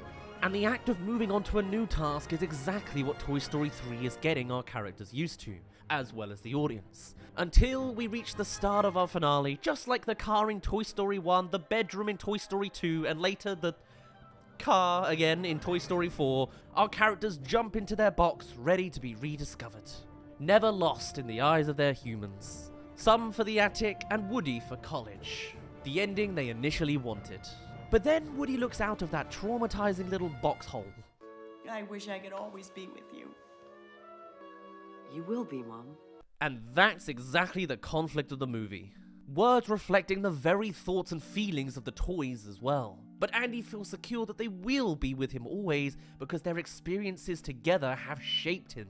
And Woody sees that for himself as he observes an old picture of Andy together with everybody who he'll keep in his heart. Woody realizing this alone in a dark box with just the bleeding light from the outside and a dramatic red source from below, as it's a melancholic realization. And he'll be missing them. Maybe this isn't the ending that Woody really wants. So as Andy continues his goodbyes, Woody scrambles to leave a post-it note for the other box. So, you really think I should donate these? It's up to you, honey. After everything they've been through, they're more than just background attic junk, and they've seen the other side. It'd be a far more noble and enjoyable outcome for everybody, really. With all the weight put on Andy to make that decision, camera low down looking up as Andy has the power to choose, looming over the toys whilst they aren't even visible at all on the frame. They are at his mercy to do the right thing, despite the emotions behind it. So off he goes, driving with his box prepping for his donation. First captured head on as we see Andy looking around his surroundings and to see some fancy reflection effects on the windscreen, and then side on with the box now on a quarter of the frame. It's no longer about what's outside the car, but inside, as Andy now has to think about his internal conflict about this decision. And then we're here.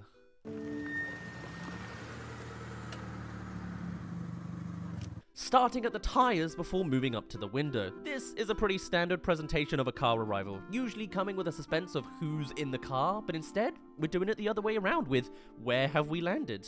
Before our questions are quickly answered with an eyeline match in the opposite direction. Shot from inside the car as it's not just about the location, but Andy's presence being here that's important. He's an outsider looking in. It's kinda sad as this whole event is so bittersweet. But then Andy takes the box, now entirely shrouding his face, as our perspective has changed once again. The shot continues over to Woody in his college box, and so it's his perspective. And as a toy, Andy is so large, especially as an adult now, that he doesn't fit on the frame. Toys always focus on the smaller things because of their size.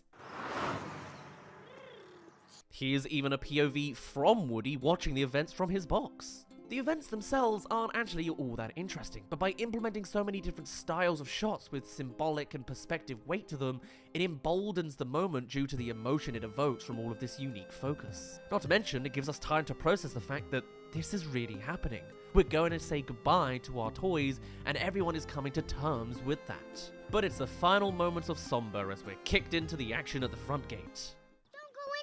The bakery is haunted. Shh. And fun fact, in the Toy Story 3 video game, this haunted bakery is actually the final level to finish the story. We played it once on stream a year ago. Yeah, and she's marrying the evil Dr. Porkchop. And their plan is to force everyone the poisonous wedding cake to put the entire world under mind control. From the sad goodbyes of an old friend comes the new excitement of a younger soul, and we jump from up close on Andy to him merely in the back, observing Bonnie as she plays with her toys, Totoro included. Are you crazy? You'll wake up all the ghosts. And what is usually an undeep piece of light-hearted fun becomes something a little more as we just focus on Andy for a moment, lifted out of his sadness and relieved to see a little bit of fun, knowing that this donation gives his toys a good home. The ghosts are throwing pies. Slap, slap, slap. Mom? As we switch to an over-the-shoulder from Andy now, static, on-looking more play. Wide this time, so we can properly see all the external goings-on of this family, just getting on with their day. Playtime just a small part of the grounds, but so definitively important. It's all to put things into perspective. But Andy is recognized, at least by the mum. Wow, look at you! So, what can we do for you? I have some toys here. What perspective is this? It's a switch to someone new, as it's Bonnie now. Looking from lowish on the ground, Andy is seen wide on the screen coming through the gate and walking into our next shot, a kind of over-the-shoulder shot on Bonnie as she naturally hides behind her mother. She's a timid little kid around a new stranger, so this is the natural position. So you're Bonnie?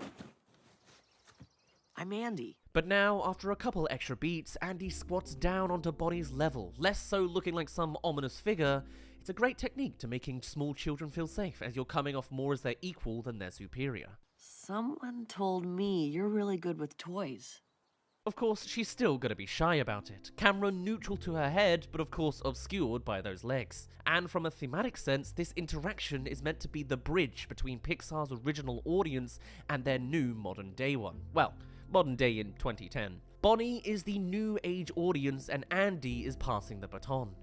And yet here I am, still watching the latest Elemental or whatever. And so are you, watching this. But anyway. These are mine, but I'm going away now, so I need someone really special to play with them. I think something that really helps with this scene is how soft-spoken Andy is now. He's really good with kids, it seems, and something about that just makes this whole moment seem so much more wholesome, and with that comes more bittersweetness. The kinder it is, the sadder it feels to watch.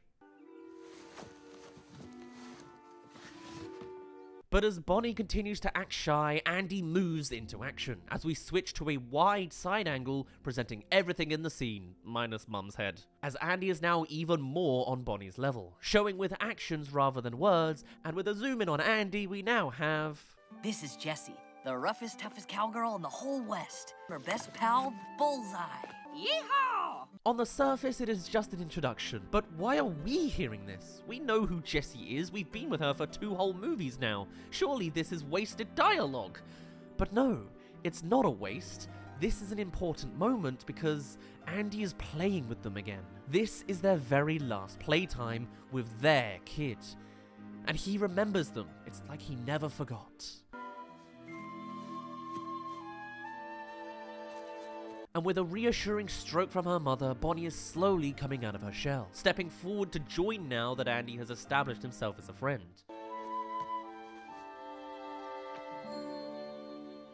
Holding Jessie with that same enamored look that Andy would give to his toys of old. To her, these are not props to play with, swinging around and chewing on them like their experiences at the daycare. They're friends, as seen by how she'll fix Jessie's hat and gently caress her cheek. Bonnie cares for her toys, and so is a worthy new owner to these toys they all care about. As said, she's great with toys, like Andy is great with kids. And so it continues, Bonnie still a little unnerved, but slowly getting more comfortable as new toys are introduced and passed over, literally. The potato heads, Mr. and Mrs. You gotta keep them together. And now as the toys are getting their moment in the limelight, Andy is disappearing. His face now obscured as he becomes just another adult human. It's all on the toys and their owner, Bonnie. She gets the full view, but Andy becomes just the messenger. And their final send-off. Bonnie just sitting in awe as she learns all the exposition and gets a build-up of family all around her, before Andy starts to return to the frame. These little dudes are from a strange alien world, Pizza Planet. Of course Pizza Planet is the thing that excites him enough to show his face again. It's also because faceless Andy explains his imagination's backstory, but Pizza Planet is more akin to the real world, so we'd see more of the real world. Though don't tell Andy, Bonnie's more of a fan of Poultry Palace. But as we start to empty out our box, the presentation switches. No longer is it quick lines and arms swinging. And this is Buzz Lightyear, the coolest toy ever. A more central character gets more of an emphasizing, swishing along with Andy as it's closer to his favorite. And maybe Andy is loosening up a bit too over time. Have you noticed how so far he's been going through the toys in reverse order to when they were introduced? First Jessie and Bullseye from Toy Story 2, then the classics from Toy Story 1, and now to the very first new toy in the series. He's literally reversing us back to the very beginning for Bonnie to start with. Look, he can fly. Oh, and shoot lasers. Andy now taken back to those first days of being ecstatic over such a fantastic toy, before passing him too onto Bonnie. A new adventure surely awaits all of them, and Andy is left watching it all. Bunched together and happy again, a goodbye to his childhood as he takes the next steps of life. Now, you gotta promise to take good care of these guys. The camera slowly pulling in to capture this moment of adoration in 2 directions, again looking up on Andy and down on the toys as they are somewhat looking at each other. A goodbye with a lot of heart and love behind it. They mean a lot to me.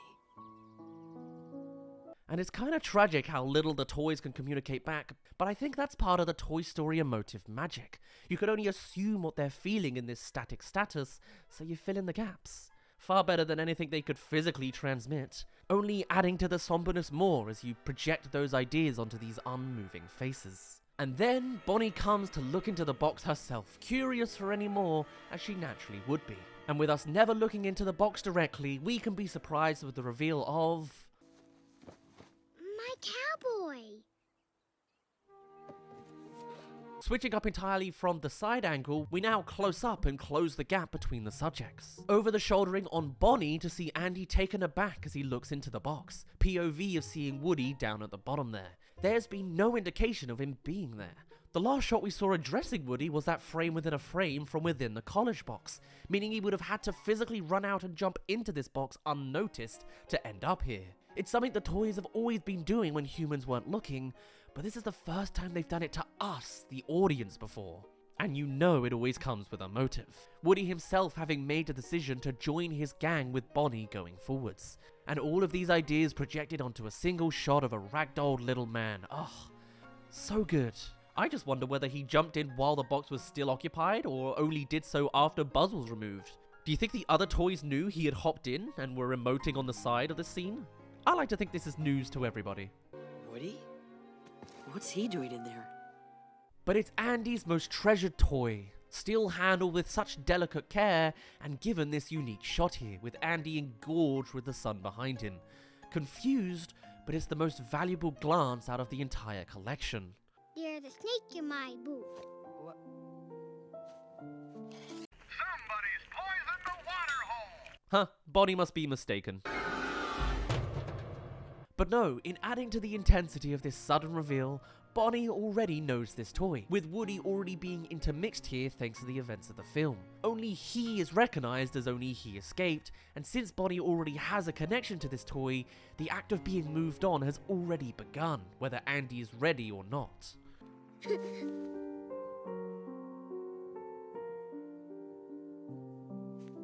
It's an instinctual act, but this moment has so much weight to it.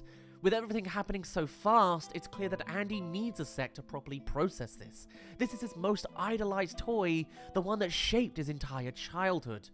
But he knows how things should go. He knows that Woody would have a better time with Bonnie than at college, and he knows that this is a part of his past he needs to grow apart from. And so, he looks at Woody. And Woody is looking back. They're having a conversation. Again, entirely projected onto this inanimate face, but you can read it. He's saying that it's time to go, and that Andy knows what must be done. Incredible that Pixar Animation is able to evoke this without even using motion. It's just fantastic writing, and the camera helping as well with the little things like blurring out the background and foreground to focus us entirely on the face.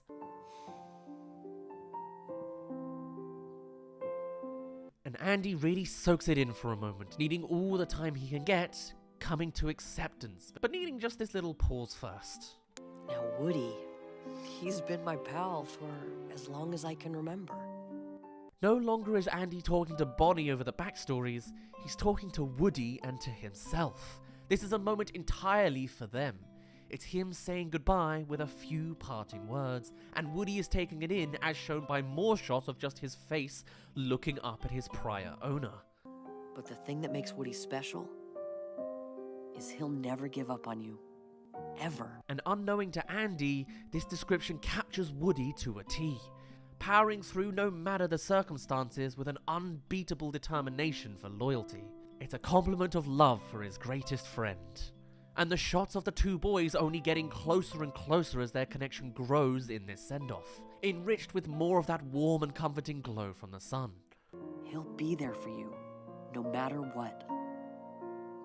And this here is not only a depiction of how Woody has treated him in the past and presented himself in the TV show, but is the next command of duty to Woody moving on to Bonnie. It's Andy unknowingly bestowing Woody with the responsibility to look after Bonnie as he did for him. And though he hasn't moved, you just know that Woody has accepted this new objective. Okay then.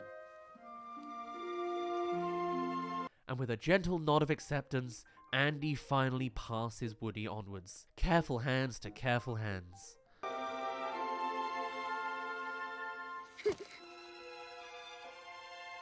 Woody is loved and will continue to be loved moving forwards. Cool, thanks, lol. But it's enough for Andy, who can enjoy the moment without him involved. Not that he can't be involved. Oh no! Dr. Porkchop's attacking the haunted bakery! The ghosts are getting away! Woody, stop them! It's a little bit of fun at the end of a sad goodbye. Andy successfully picking up the haunted bakery Bonnie mentioned earlier, and Bonnie picking up the name of her cowboy. The two perfect candidates for this specific playtime task. And of course, it is, for real this time, the very last playtime these toys will be having with their old owner Andy. So he's of course getting everyone involved.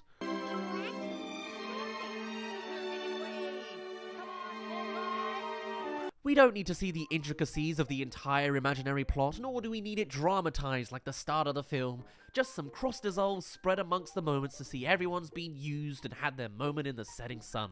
It's a combination of new toys, it's new lore added to this cinematic universe, and sometimes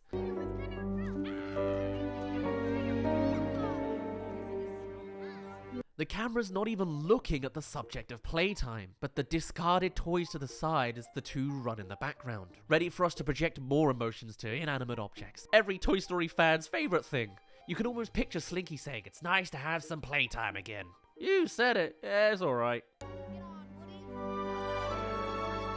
As playtime continues, you're hit with this shot of Woody riding Andy against the tree leaves, and you realize, if you watch the whole movie and not some dissecting YouTube video, that you've seen this before, right at the very start of the movie in Andy's old home videos. The exact same scenario back in Andy's more youthful days. It's those old memories manifest one more time for nostalgia's sake. The camera comes back to the wide shot of the garden, now with a crane motion twirling up and away, usually just sort of saying, "Look at all this, isn't it nice?" It's a gentle sort of hands-out kind of motion in camera language.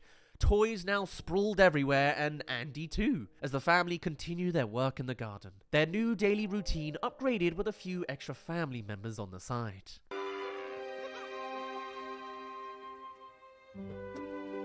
As we cross-dissolve to the end, the worst part of any playtime, the inevitable part where it finishes. Always seeming a little too soon to when you were hoping. How fitting that they were able to capture that in cinematic form. In the foreground, Bonnie and several of the toys, and in the background, a small Andy approaching his car. A tiny wave from Andy is returned with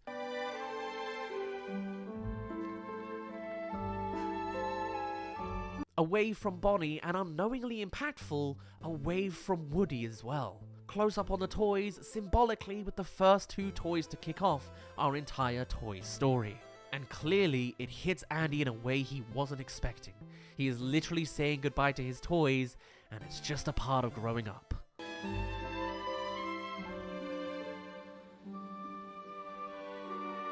And as he starts his car engine, he glances over for one final onlook. Not so much POV now, but handheld and close up for us audience to fully take in their final resting place from Andy. Scattered against the floor and held in Bonnie's arms. Not shaky, but smooth. They're in a place of safety and security. A good new home. Thanks, guys. And off he drives. Once again from that outsider shot from his car. Apparently the camera was on the other side of the car, zoomed through, rather than in it with him. Or some clever camera trickery had it not look like we're clipping through the back of his car there. But as Bonnie is sent away for lunch, we're lucky enough to be given just enough time for the toys to come alive to react to Andy's departure.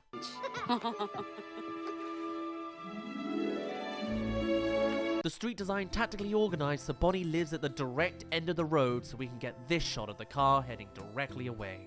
That's a conscious choice of course, but you never pick it up in the moment. Gotta hope Andy doesn't check his mirrors, otherwise you're gonna have a whole new meaning to Final Goodbyes.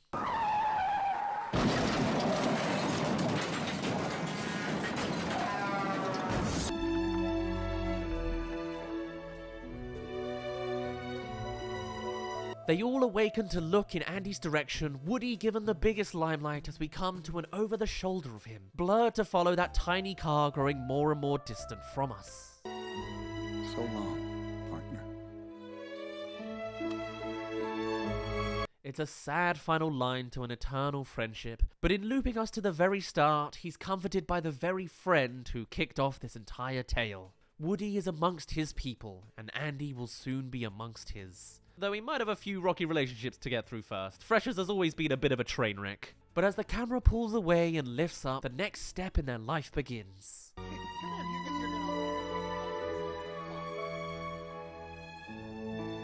Our camera pulling right out of their lives, since that's not the focus anymore. It's the wider context of all that's happened that's relevant to our viewing experience, and ending us off with the very first imagery from the start of the franchise. Those iconically shaped Toy Story clouds, now a literalization of the blue sky, as we fade to black.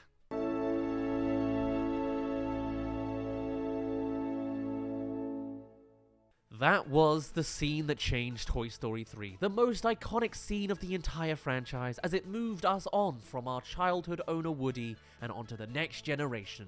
It's a send-off from Pixar to us, the 90s viewers, and probably one of the most emotive scenes in animation, or even non-animation as a whole. A turning point of maturity and nostalgia, and one that probably started the whole Pixar makes you cry vendetta. Just a perfect scene. I love how they even got the initial Andy voice actor back, and it works so well. With so many moving parts to keep those swings as heavy as possible, and to think they managed to do so much of that without even animating the faces. Cool. This is Pixar in their prime. I wonder what they could possibly do with Toy Story 5 to give us this kind of payoff. Guess we'll find out. We've had perfect openings, perfect darkness, perfect mature messaging, and perfect spirituality. But perfect endings? I really don't think it can get very much better than this. The solid ending to an immaculate trilogy, and one that has so much deeper meaning directly to the audience that is watching it. The existence of 2 more movies and 2 more spin-off movies-ish don't at all take away from the power of this movie's ending. It is the greatest Pixar ending of all time, and for that it claims the dignitary slot of number 2. Number 2? What could possibly be better than this? Well, we'll get there. Or you can just check the chapters down below if I've worked out how to do that after all these years.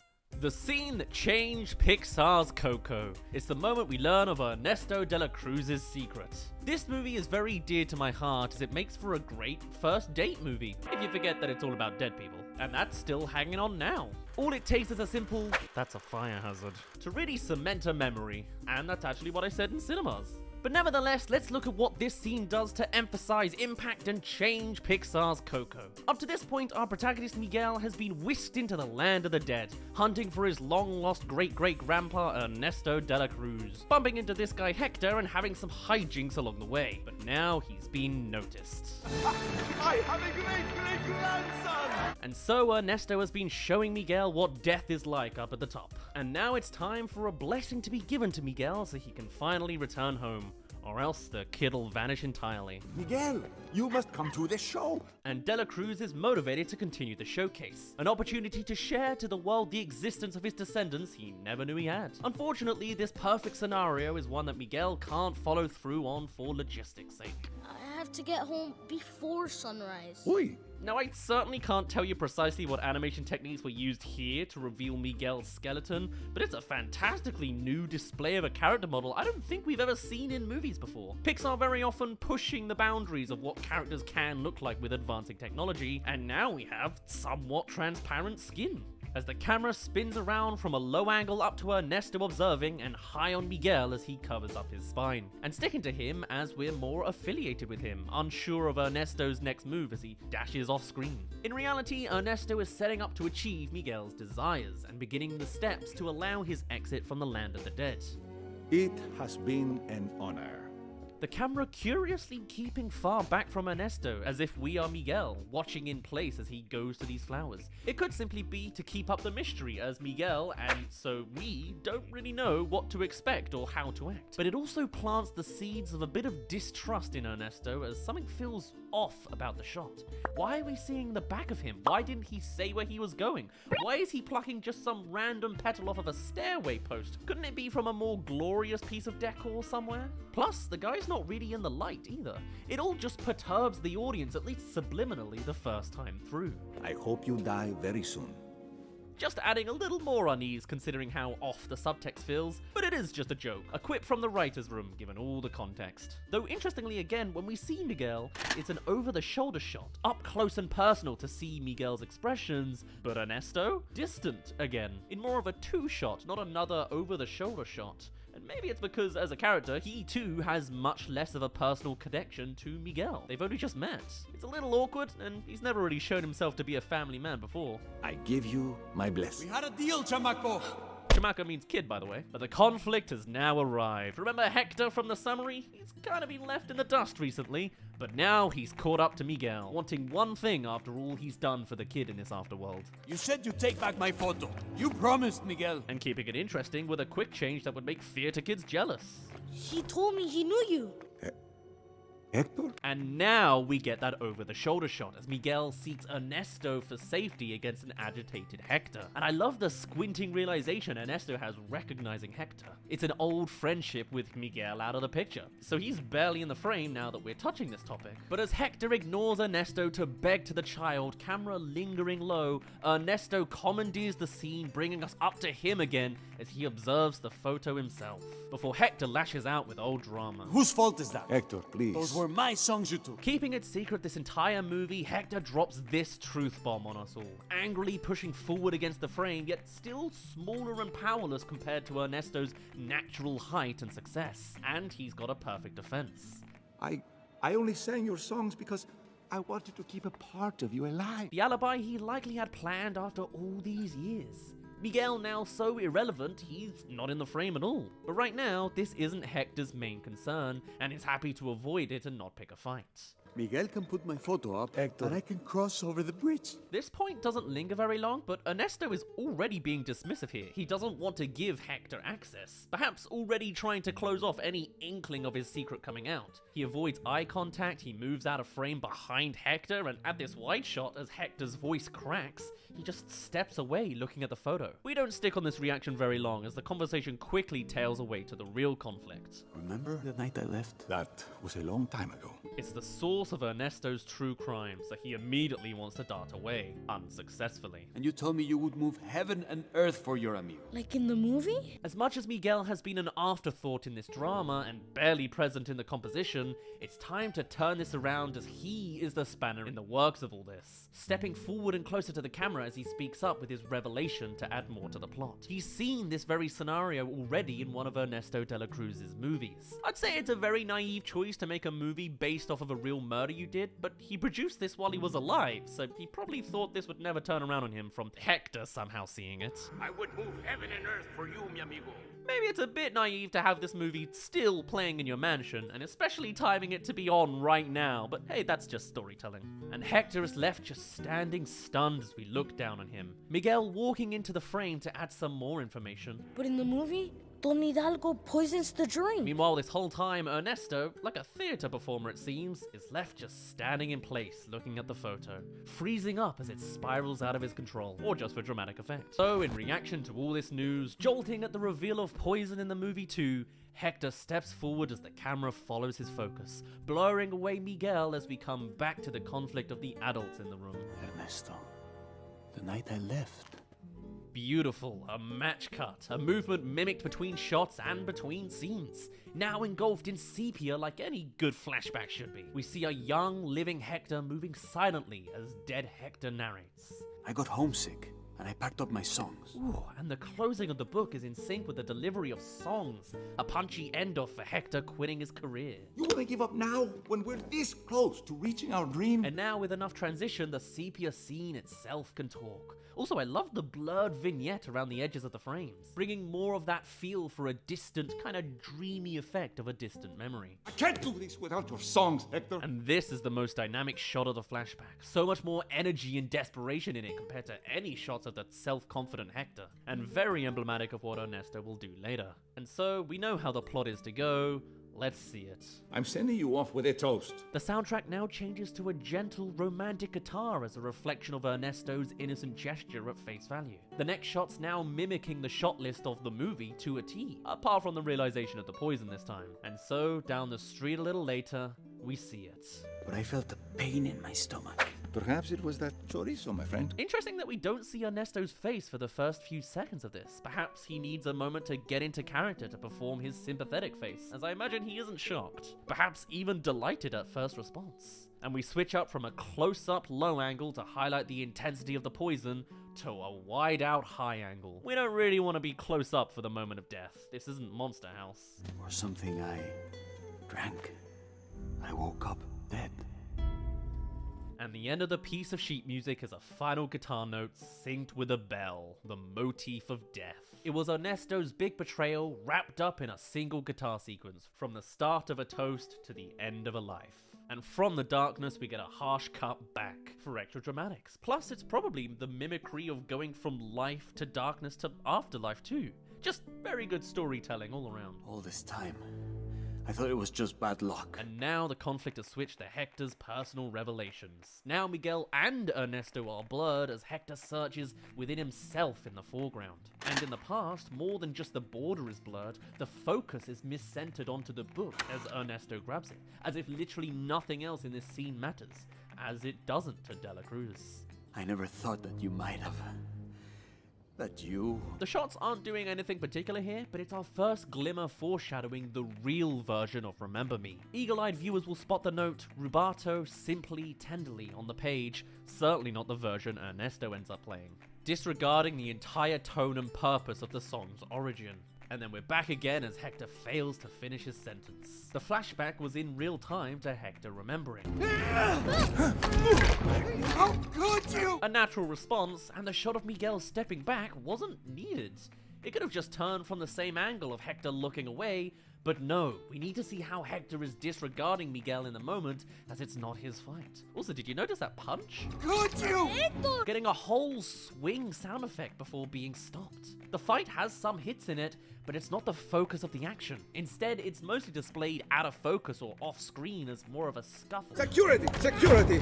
So it's kind of satisfying to hear the pops of the bones hitting together. Anyway, Miguel again is shown completely useless in the sequence of events as security come running in to overpower Hector. You took everything away from me! You rat! As the camera follows Hector up but stays put as he is pulled away. Any further shots now stabilizing as Dela Cruz has regained control. When he stands next to Miguel, he's calm, and when Hector is dragged away, his stance is cemented, and there's nothing Hector can do. I just wanted to go back home!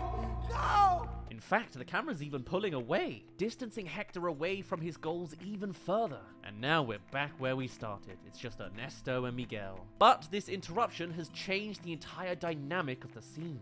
We see from the other perspective now Miguel and Ernesto so far away. And when closing up, Miguel is now stood in Hector's revelatory stance. He knows Ernesto's secret now, and Dela Cruz becomes more of an ominous figure over his shoulder. You were going to give me your blessing. Yes, Both of them are awkward, avoiding eye contact, and they both probably picked up the subtext at the moment, especially considering the original request. I would hate to have you think That you murdered Hector? And now with each shot we get progressively closer to the two of them as the intensity intensifies. And Ernesto is lit up with green. Never trust green in a Disney movie. You don't think that, do you? No. And the power dynamics are stark. Dela Cruz looking more tall as we peer up from Miguel's height, and the stare of his eyes don't really look concerned, more intimidating. And then we get that turn. With all that has been learned, Dela Cruz can no longer give Miguel his wish in case it was to get out. Security! And with a flick of his eye, Ernesto doesn't even look at Miguel anymore. He's as irrelevant as he's always been again. Anything for success. Take care of Miguel. He'll be extending his stay. What? It's a call for action now, much more confident than before, and he doesn't even stick to the frame anymore as he's ready to move on to better things. And as a final word, Dela Cruz turns on the stairs for one final lesson. You have to be willing to do whatever it takes to seize your moment. Flipping on its head the optimistic message he spread as a celebrity that we've heard all throughout this movie into one of malice and selfishness. And all told with more green glow and a slow zoom in as we see Ernesto for who he truly is. And so he turns away for the final time, Miguel taken care of. I know you understand. No! The doors framing our final shot that closes us into darkness as Dela Cruz becomes untouchable and ever distant once again. The true villain of the story. Never meet your heroes, kids. Or your supposed great-great-grandpa anyway. And from there, the true message of Coco can continue onwards. After spending all this runtime chasing up to meet this guy, for it to finally fall apart here with a sudden realization for Hector and a betrayal that seemingly dooms Miguel, the movie is set up to turn the tables on us and snap back with one of the most satisfying endings to a Pixar movie to date. As from here, it's time for Prison in a Pit, with another more significant twist on Hector's front and an opportunity for the good ending that'll not leave a dry eye in the room. But this to me was the scene that changed Pixar's Coco.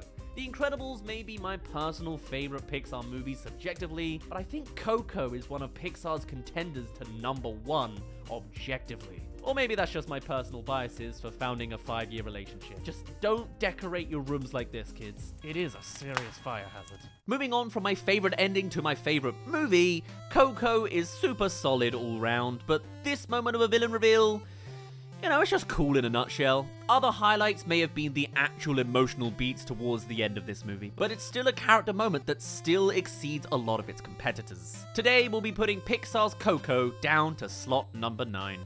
Oh yeah, Lightyear was a thing. It kind of just came out and then stopped being talked about. For being as daring of a project as it seemed on the surface, it really seemed to pale in expectations for what should have felt like some sort of Toy Story spin-off reboot. But nevertheless, I couldn't make a scene breakdown back when it actually released, but I sure as hell can now. So what's the scene that makes Lightyear? Is it the first reveal of the time leap? Is it the introduction of Socks the cat? Is it that one fight scene I really wanted to gush about months ago? No, I think that would be disingenuous to the title that's already clickbaity enough. There is a scene in this movie that very clearly changes the whole of Lightyear and flips the entire dynamic on its head. It's really one of the few talking points that actually lingers after the film is over. It's of course the reveal of the identity of Zurg, and it starts like this. No! Like any good exposition dump scene, always gotta start with a good old scream. I won't go too into context as the dialogue will be covering most of that for us later, but all you do need to know is this device teleports one to Zurg's ship. So that's what's going on here. And with him abducted at the last minute, his crew can do nothing but look on. Us? That drum roll there is such a classic technique, but really upping the suspense as we're led into the other side of the circumstance. Good score. And thus begins our mini action sequence, first establishing the lands before we see Lightyear in Zurg's clutches, in a dark space to highlight Zurg's evil red eyes. There's even a little growl in there to seem all the more ominous. And of course, Lightyear squirms his way out and counterattacks. But of course, it doesn't last long, and our first hint that Zurg is aware of Lightyear in a way he can't comprehend, expecting the attack and having a deflect for it. And of course, the power dynamic is pretty classically stark compositionally. Zurg is always showed as monstrously tall and high to the camera, though Lightyear isn't so crushed in height, usually shot almost at height level since he's still empowered as the strong hero of our story, just a little disadvantaged. And so, with a brief couple shots to wordlessly show the plan to exit to our audience, Buzz Lightyear does a Toy Story 2. I mean, that is an identical move that was adapted for the video game in Andy's universe, just hopefully without the same ending. And though it's not death, Lightyear is still stopped in his tracks with a tripping. And Zurg blockades his path. Buzz isn't getting out of this arena, and so it's time for dialogue. What is this? Where are we? Who are you? And as Zurg refuses to respond, the power dynamic becomes more stark as it's dominating now. Zurg stepping forwards, towering over Buzz, leaving him shot incredibly low down as an over-the-shoulder shot across Zurg. The red underlighting only adding to the villainous vibe more. Until we do get a response with... Now that's the question. And now immediately that dominating posture is meeting the middle. It's no coincidence that Zurg loses some of his height here as he's starting the steps of meeting in the middle with Buzz. Not to mention that red color palette is being blasted out with whites and blues now. Not quite so ominous of a set piece. You look good, Buzz. Revealed slowly through several blinding shots to silhouette the old guy in obscurity, as not even Toy Story veterans really know who he is. What are the chances they're gonna keep up the Star Wars parody lore from Toy Story 2 anyway? I am your father. No! Guess again. Oh! I guess that's how they're gonna do it. Literally a cheeky wink to the audience as a reference to this moment from the original. Yeah, that's the only purpose of that slightly doofy line. Nonetheless, an old age Buzz. Probably the last thing any of us were really expected to see. It's certainly a twist, but lines up very nicely for this already established time travel movie. And so, suddenly, our big villain seems like a potential friend. And the composition reflects that, now showing the both of them on the same ground, even looking up to our Buzz now. Though one is still very lit up differently from the other, they're still different. And for those who don't get it yet, we have an exchange of dog tags. Each getting their own little lick in the score that suggests mystery and an elevating question as each one is revealed. How does that work? Asks the score, as their identities are confirmed to be the same. Not even showing faces in this shot, as that would be a distraction from the facts being addressed. And then we reconfirm it with... Socks? Hello, Buzz. Still looking a tad evil with that eye, but it's more for age, and the voice is still equally friendly. I don't understand. Now, what actually follows is a completely separate scene, splitting the moment in half for the sake of pacing and storytelling, but I'm just gonna stitch these two moments together as they're practically the same scene. As we now come into what was actually quite a critique of the movie, a big ol' exposition dump. We're not gonna linger too crazy on the actual lines exchanged, but look into how the other filmmaking elements come together to help enunciate all the plot elements trying to be explained over this next minute. You're not me, I'm me. You're you now, but I'm you 50 years from now. The characters are keeping in motion here, clearly walking to their next point of interest, and it keeps the audience more interested than just standing static over this debate, traversing hallways like the ones from Toy Story 2. Again, this time maybe with less spikes. If you're me, I'm thinking of a number between 1 and... 1273. Whoa. And though all we're literally doing here is turning a corner into yet another identical hallway, minus the spikes, there's still some techniques going on here, as we stick to the same two shots, either walking towards or away from the camera, so that our Buzz always looks exposed whenever we see him speak, whilst old Buzz can continue to look away from the camera when he does, adding just that little bit of authority and power to him in composition alone. Nice.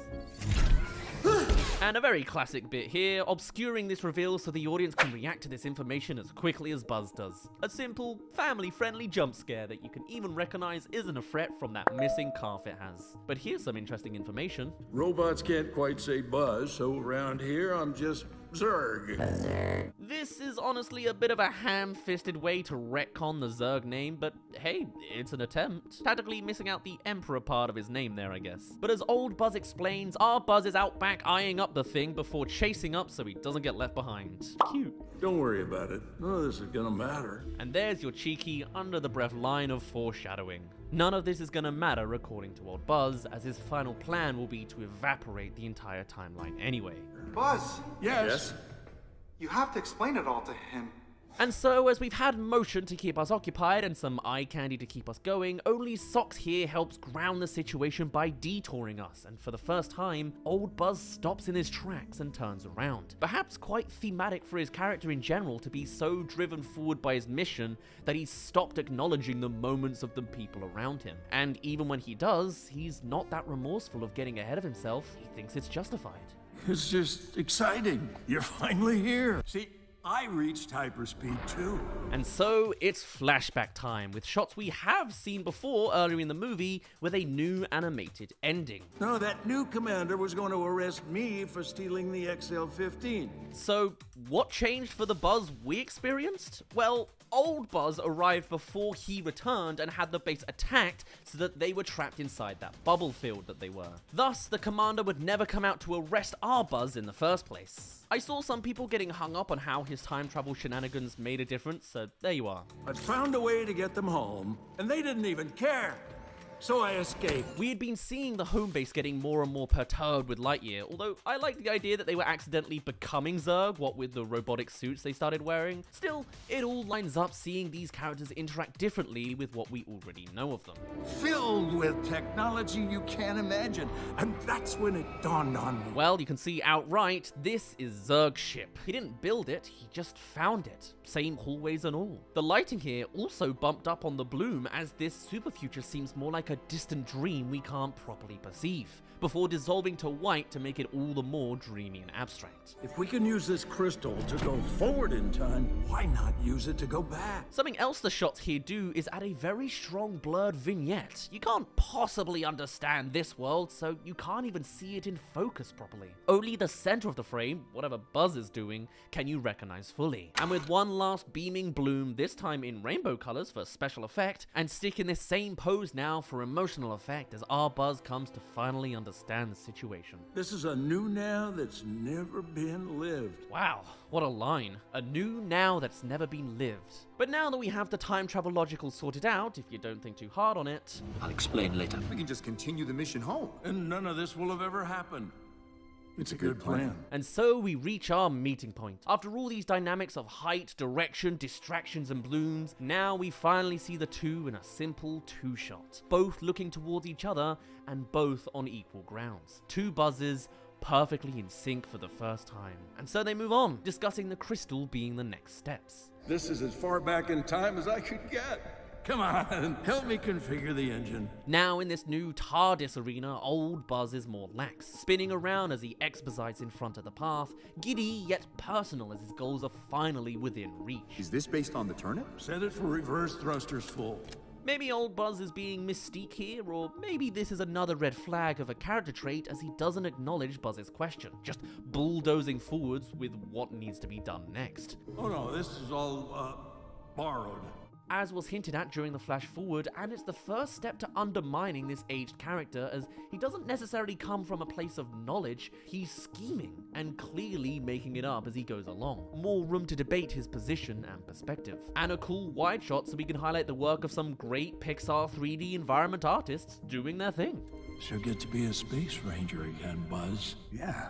And there it is, the embodiment of Buzz's original goal laid out in front of him, because they're on the same page here. Sure, it's all about getting back home, finish the mission, sweeping away his mistakes, but more than anything else, Buzz is a selfless person, and his biggest demon is his guilt for robbing the life and career away from Alicia Hawthorne. With this timeline reversal, she'll get to be a space ranger again. But this is storytelling. And if you've ever heard of the Harmon story circle before, you'll know the formula to a good plot point always has the hero striving for a goal, seemingly reaching it, and coming to the conclusion that it's not what they want at all after the adventure they've been through. Because this drastic change in plan makes perfect sense if you haven't been down to the ground so long like old Buzz here. But for our Buzz, she won't have Izzy.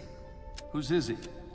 That's a big difference. There is a stark non-overlapping between the two experiences of our two Buzzes. One can easily blip away the existence of a generation, he's already done it across centuries of time, but our Buzz has actually met them, gotten to know them, and has built a relationship with them. The scaled up plan with thick, broad paint strokes suddenly seems like unthinkable destruction when looking at the smaller details. And it's the wedge that'll come between our relativity twins. We finished our mission. Hand me your crystal.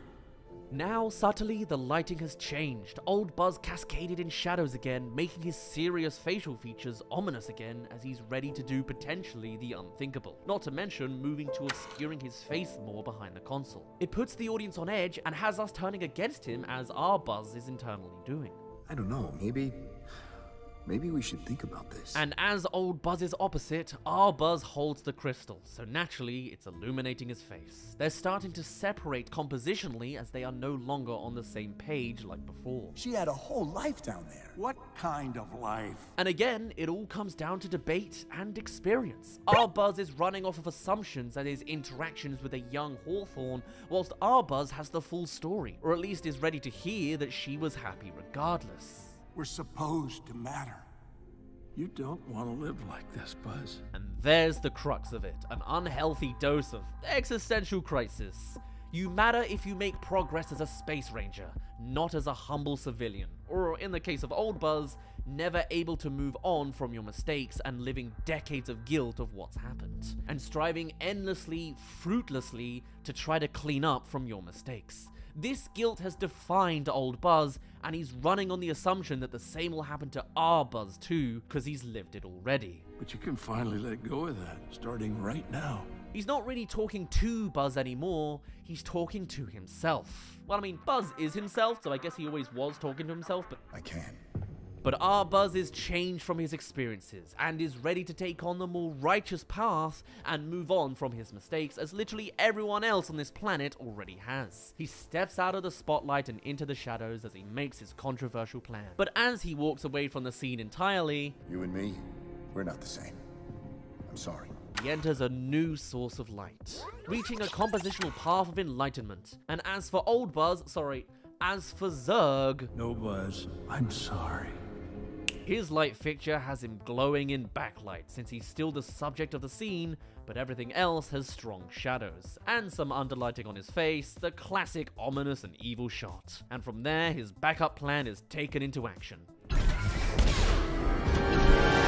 Lighting intimidatingly like big medical blinding lights, they turn the giant robots into darkened silhouettes. With Lightyear half their size and posed from a high angle, they completely obscure him on the frame, and we use the established format of the doors to crush out the frame into darkness. Buzz, in all the elements of this interaction, is entrapped by the dominating force of these henchmen. And that was the scene that changed Lightyear.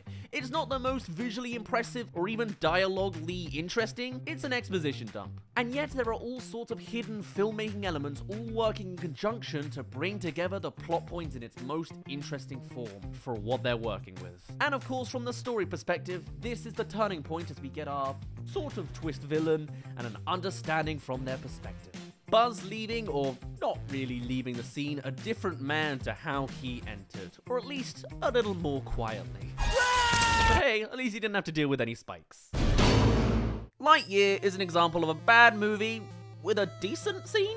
Again, very much running with the motions, but while Turning Red has a surprising amount of creativity and expansion over to the spiritual world it briefly tips its toes into, Lightyear more so sticks to a tried and true cliche, and one that doesn't explain itself entirely.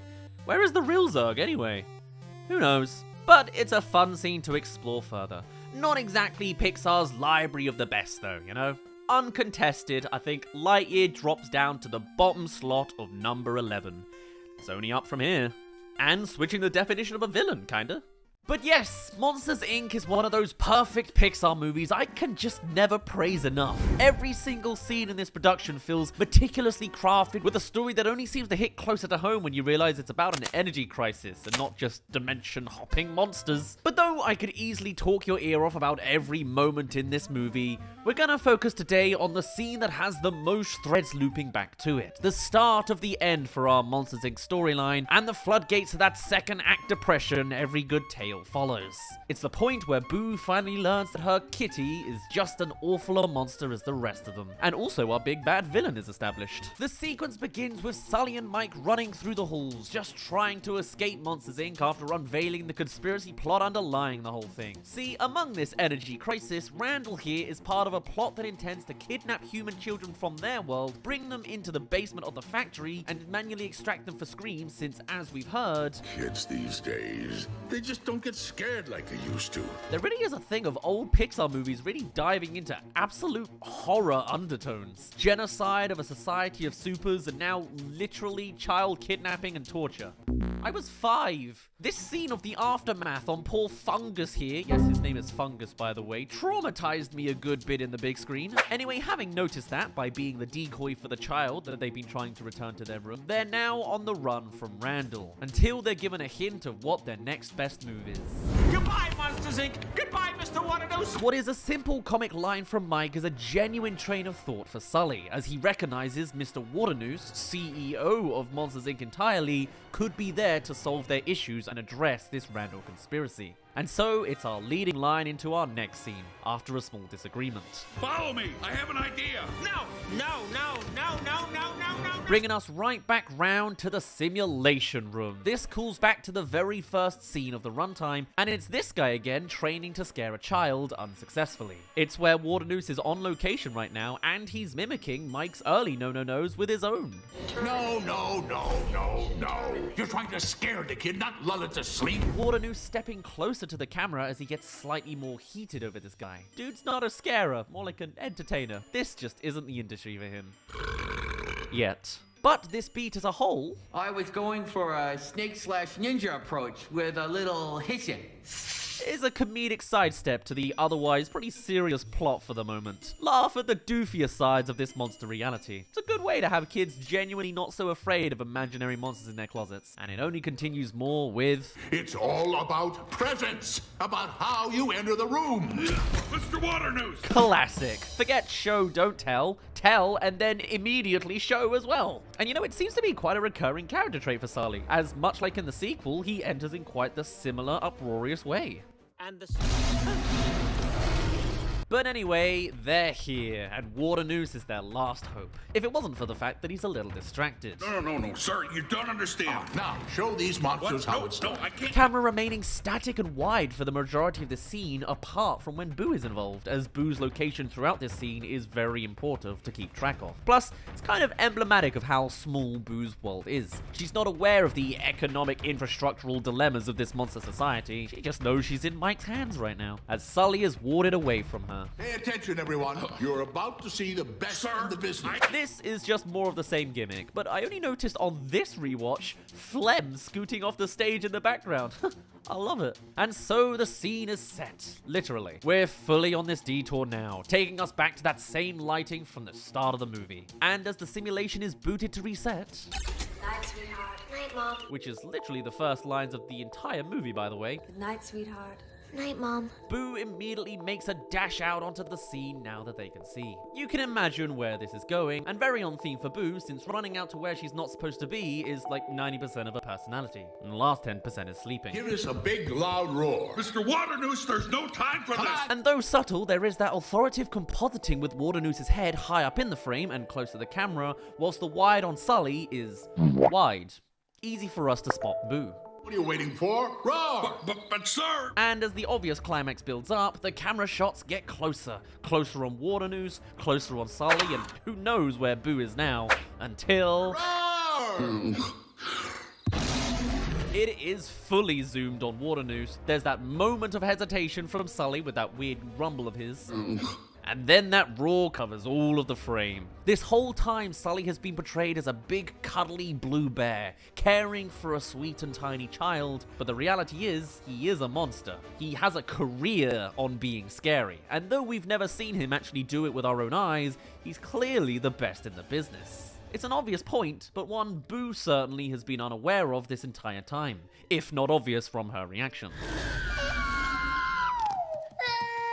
It's the shattering moment that starts this entire depression arc, destroying the trust that Boo had for Sully unconditionally and splitting the team apart. Plus, you can tell that Boo thought Sully was aiming it at her, making it all the more traumatizing for her.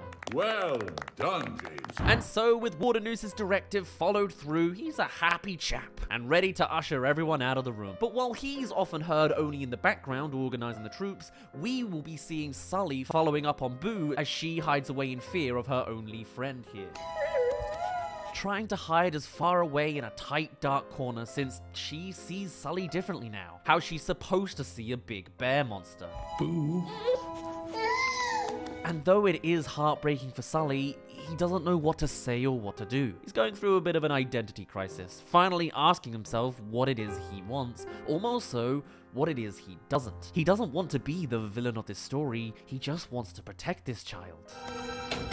And on the Waternoose front, he's done with his public business and clearly not entirely unaware, choosing to stay in the room after everyone's gone, carefully dictating who's in and who's out. And good choice, because... The child! The jig is up entirely, though to be fair, perhaps Mike and Sully were intending to tell Waternoose this as well, as part of the plan. But there's certainly no going back from here.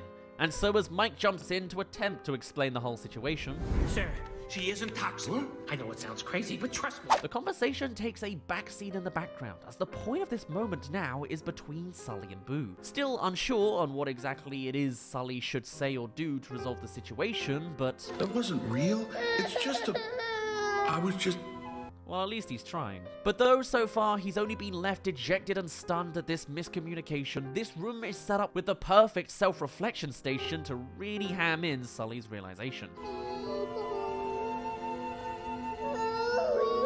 And and Sully's face drops as he finally gets to see himself in the moment, not relishing in a great victory that comes with praise and confetti and a giant number statistic, but lingering back to the room where it happens, where a childhood is traumatized for the sake of personal and societal gain. Sully as a character is not a monster, but Sully in reality is.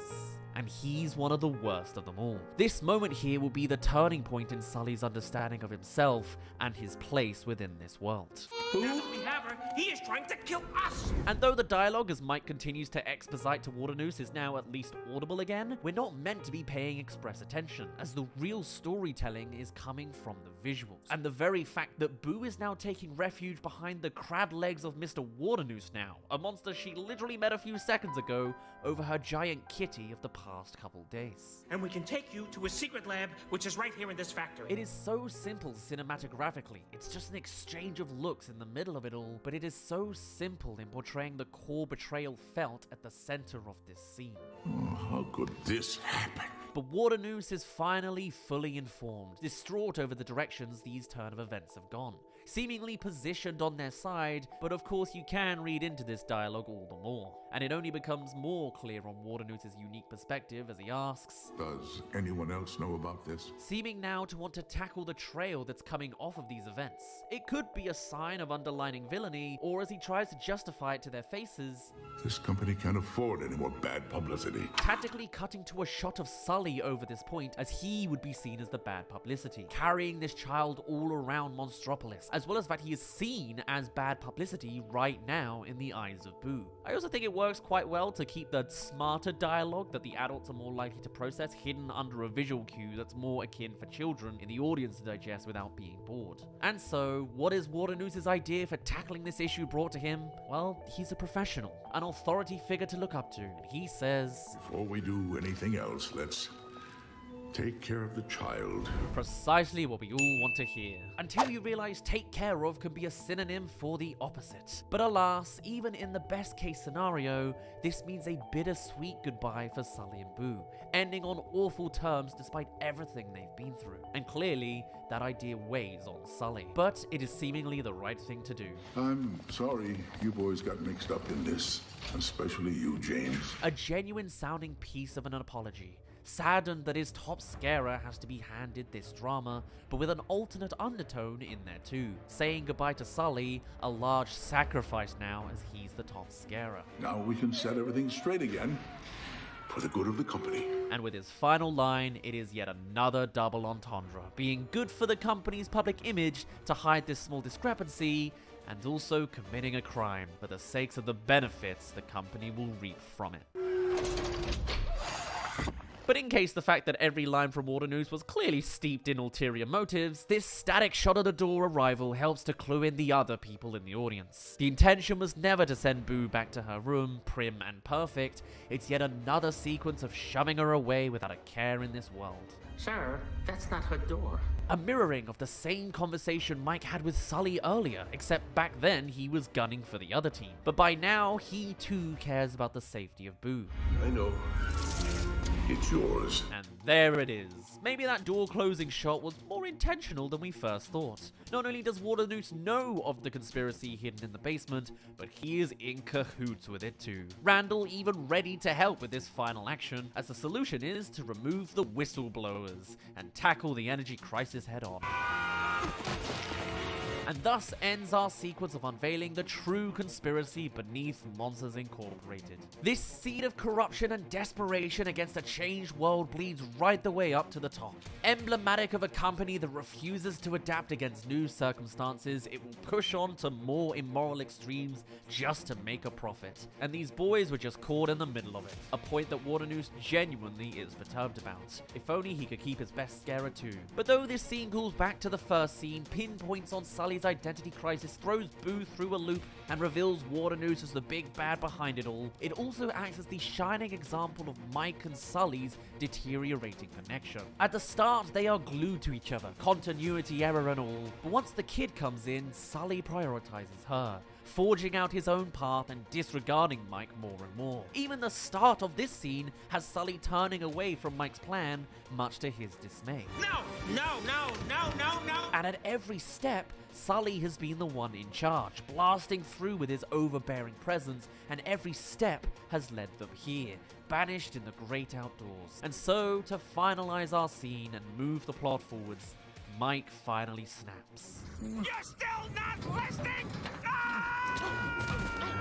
And from there begins the big sad of banishment, the severing of Mike and Sully's connection as best friends, and abandonment too. But none of it could be achieved to reach these emotional heights if it wasn't for calling back to this simulation scene and bringing everything to a head here. The camera techniques weren't too grand. Everything's pretty static and standard for the most part, but nonetheless, this is where it all turns downhill. And you can't have a good resolution without the depressing slump first. So to me, this was the scene that changed Monsters Inc. Now, if only comedy could be used as a fuel source instead, none of this would have been a problem then. This was, once more, a great scene in a nutshell, built on the notion of talking about some new aspects of cinematography across our long-running scene series. In truth, I probably would have picked so many other more iconic scenes for Inc.'s best work had the goal been different. But alas, it's still a great movie and an important beat. 10th. What we've been really waiting for here is the #1 greatest Pixar movie scene of all time. You may have your doubts, and they're valid. It's just my list, and for that, I cannot not gush about the real hidden gem, not in a perfect movie, but done in a perfect manner. We're still in October, so I'm sticking to this faintly horror theme. We've had horror concept art, we've had horror corporatism, and now we've got monsters. Not the most horrifying thing, but whatever. Monsters Inc., Monsters University, and more recently, Monsters at Work. This is a franchise that is near and dear to my heart. I mean, it's a Pixar franchise, of course it is. And since I really enjoyed making that Wreck-It Ralph episode of One Villainous Scene a month ago, damn it, I just feel like making another scene breakdown video essay. And our target lies with the middle child of the Monsters series. The black sheep of the family? Which one's the odd one out, actually? It's like a trifecta of spin-offs, this franchise is. Anyway, Monsters University. I'll admit, it's not a movie I'm particularly ecstatic about, looking at the bigger picture. It's one of the more mediocre of Pixar films, kicking off the sequel era of the company. But even though I wouldn't rate it even vaguely close to the quality and charm of the original Monsters Inc., within this movie is a scene that when I watched for the first time in cinemas, I felt shone brighter than any other scene in the entire franchise. Sure, the Monsters at Work finale was nice, and Monsters Inc. has all sorts of iconic scenes. Now put the thing back where it came from, or so help me! But this scene, above all else to me, is my favorite moment from the entire Monsters trilogy, duology plus one. For some context, we've been witnessing Mike and Sully mature in the realms of Monsters University, and most notably, Mike doing everything right to be as scary as possible, despite clearly visually not being. Culminating in the finale of a scare competition that they win, as Mike's machine was rigged. Distraught and determined to be a real scarer, Mike then commits the most heinous act in their entire reality, entering the human world just outright. Of course, it doesn't seem so bad in the moment, but things go downhill fast. It starts off just how you'd expect. Mike has never been scary, and this next child probably will feel the same. If anything, you feel a little embarrassed for Mike as the child only finds him amusing. But then... oh, schmoopsy poo. This isn't your ordinary bedroom. What happens when a monster fails their mission? Or worse yet, how do you resolve jeopardizing your dimensional secret? We next jump to Sully, who's bursting onto the scene, eventually diving through the door himself amidst the mess. And now the human world looks a little different. The flashing red and blue light single-handedly lighting the scene, the lack of anyone around indoors, the investigative adults just nearby, and now a giant bear-sized Sully sticking out like a sore thumb. This is like the worst case scenario. Talk about high stakes. Especially now the humans have spotted the spotted beast and are giving chase. And he's bright blue. Still, somehow Sully gets away. Crisis averted, at least for a time, but it's here where this moment really shines. Sully, in escaping, ends up finding Mike just sat by a lake. Not some bright and colorful cartoony monster lake, a realistic lake, draped in grey tones and ambient cicadas in the distance. Are they crickets? I don't actually know. It's a scene about reality in reality, or a close enough equivalent. It's here that Monsters University finally confronts its message, and it's a heartbreaking one. It's the idea that maybe you can't always follow your dreams. Maybe for some choices you make, personal failure is an inevitability, and you can only achieve what is realistically possible for yourself, as Mike is just now realizing. He sits dejected, feet almost touching the water, his green almost completely desaturated, as Sully observes, obscured in the shadows, yet still glowing in radiant blue. He will always be more successful. And as he calls out to Mike, there is no response. Just the night ticking on with or without him. Until eventually... You were right. They weren't scared of me. The single fact that tarnishes the last decade and a half of Mike's blood, sweat, and tears. For Mike, nothing else in the world matters more than the importance of this one fact. And it's emblematic even further of the theme of this movie, that some people are just built different. No, but really, in this monstrous society of all shapes and sizes, how you're shaped at birth can define how you will succeed. For a Cyclops bull like Mike, he could spend years researching into the night, pass through any theory test with flying colors, and from an objective perspective, do absolutely everything right. He could be the most motivated person in the classroom, the most invested in the end goal, and the most avid fan of the art of scaring. He could be the one who wanted it more than anyone. And yet, just because of the way he was born, as a small, cute, green little gremlin bull, he could never truly reach his childhood dreams. He could never be the best version of the Mike Wazowski of his dreams. And I'm just... not. Because in the reality of this world, there will always be people better than him through the action of just existing. And Sullivan is the total embodiment of that. Built like a beast with a well-honored family name, Sully is the Chad of the classroom, immediately respected by others, peers, and even teachers alike, and with little to no effort. The most successful student of the class. Of all people to be here tonight, James P. Sullivan is by far the worst candidate. Look, Mike, I know how you feel. Don't do that. Please don't do that. You do not know how I feel. And it's true. Throughout the events of this film, Sully has done next to nothing to earn the respect of the people around him. He's been idolized at almost every step for nothing more than being the son of the right monster with the right physique to boot. Monsters like you have everything. You don't have to be good. You can mess up over and over again, and the whole world loves you. This is the cruel reality of the monsters' society, and it's the same of our own. Some people have to fight tooth and nail for an ounce of respect, whilst others are granted it upon arrival, and that is a hard pill to swallow. And especially brave of Pixar to plant into their messaging. You'll never know what it's like to fail, because you were born a Sullivan! That's the harsh reality this film initially wants to confront. And then we get the response. Sully has heard Mike's grievances and steps out of the shadows, exposing himself to the light as he discusses his inner thoughts too. I'm the Sullivan who flunked every test, the one who got kicked out of the program, the one who was so afraid to let everyone down that I cheated. Being put on a pedestal comes with its own tribulations. Having high standards placed onto you means being forced to live up to those expectations. Being respected at the gate means having to sustain that respect as an ongoing chore. And having all eyes on you when you haven't warranted it adds all the more pressure to live up to someone else's imagination of yourself. It's not an enviable position either. As they say, the bigger they are, the harder they fall.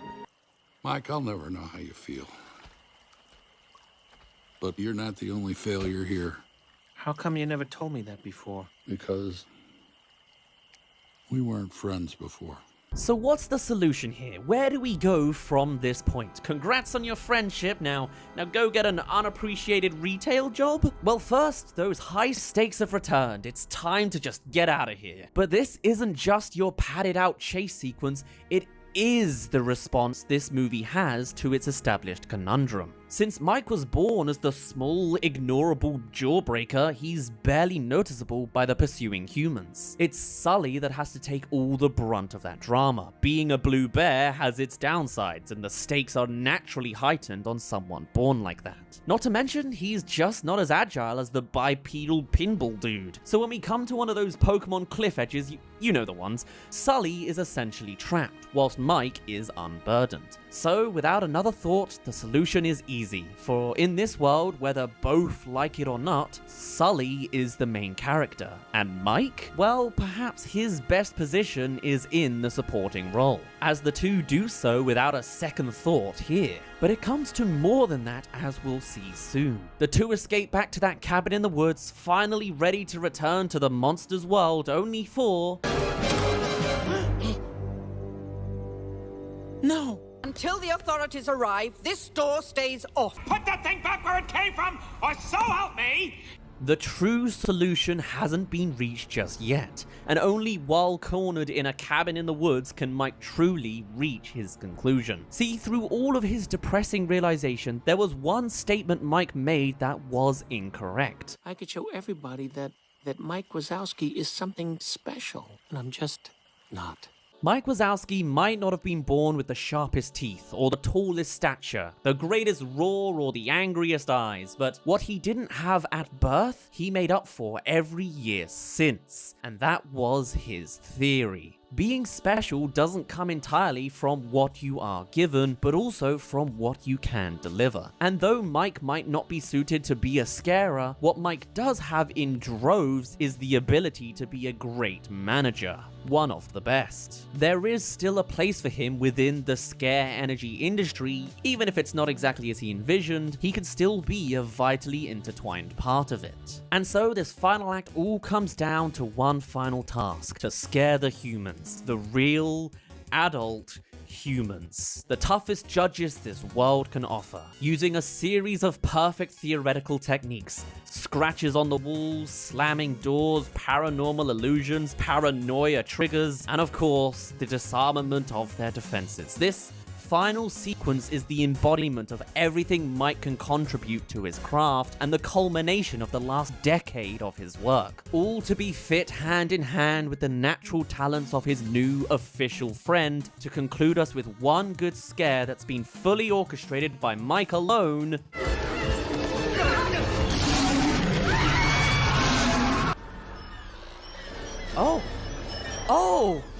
Oh, shit!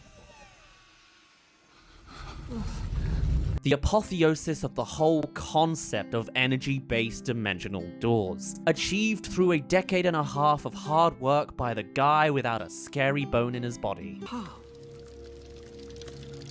How did you do this? This scene alone, I think, is what warranted the entire need for this sequel.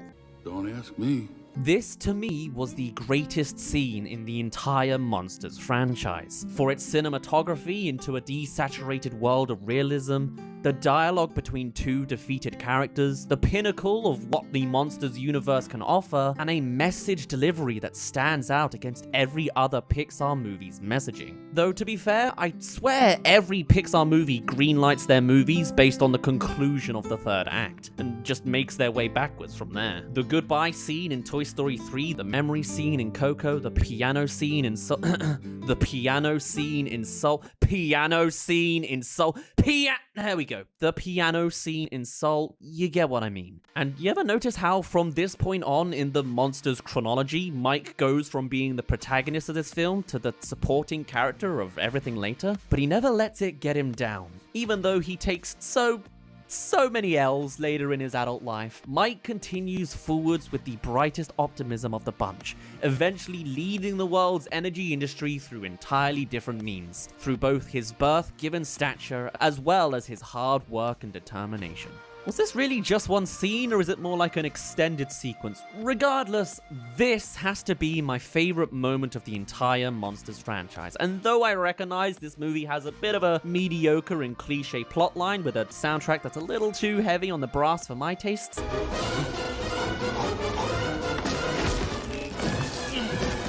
to me, this moment is the Monsters world at its true peak. Climbing from the ashes as another diamond in the rough, this scene is arguably one of the best Pixar has ever and will ever make. It's become a cult classic of praises, I believe, in recent years because it's just so impactful and mature and the apex of what the established world building can bring. For me personally, it's probably my favorite Pixar movie scene of all time, and this is my list, so screw it, I'm putting it at top billing too. The Scenes series is likely done and retired now, so the other 17 Pixar movies will have to take a pass, but I'm sure 3 to 4 hours was plenty long enough for you. Of course, tell me your thoughts on how you'd rank these scenes or how you'd include all 28 Pixar movies. It'd be fascinating to see everyone's designations. Pixar truly makes some of the greatest works the animation industry has ever seen, and it's always a joy to be able to reminisce on the different golden ages of storytelling prowess. For now though, I'd best finally end it off here. My name's been Daz, thank you very much for reaching the end of this video, and I shall see you all in a little bit.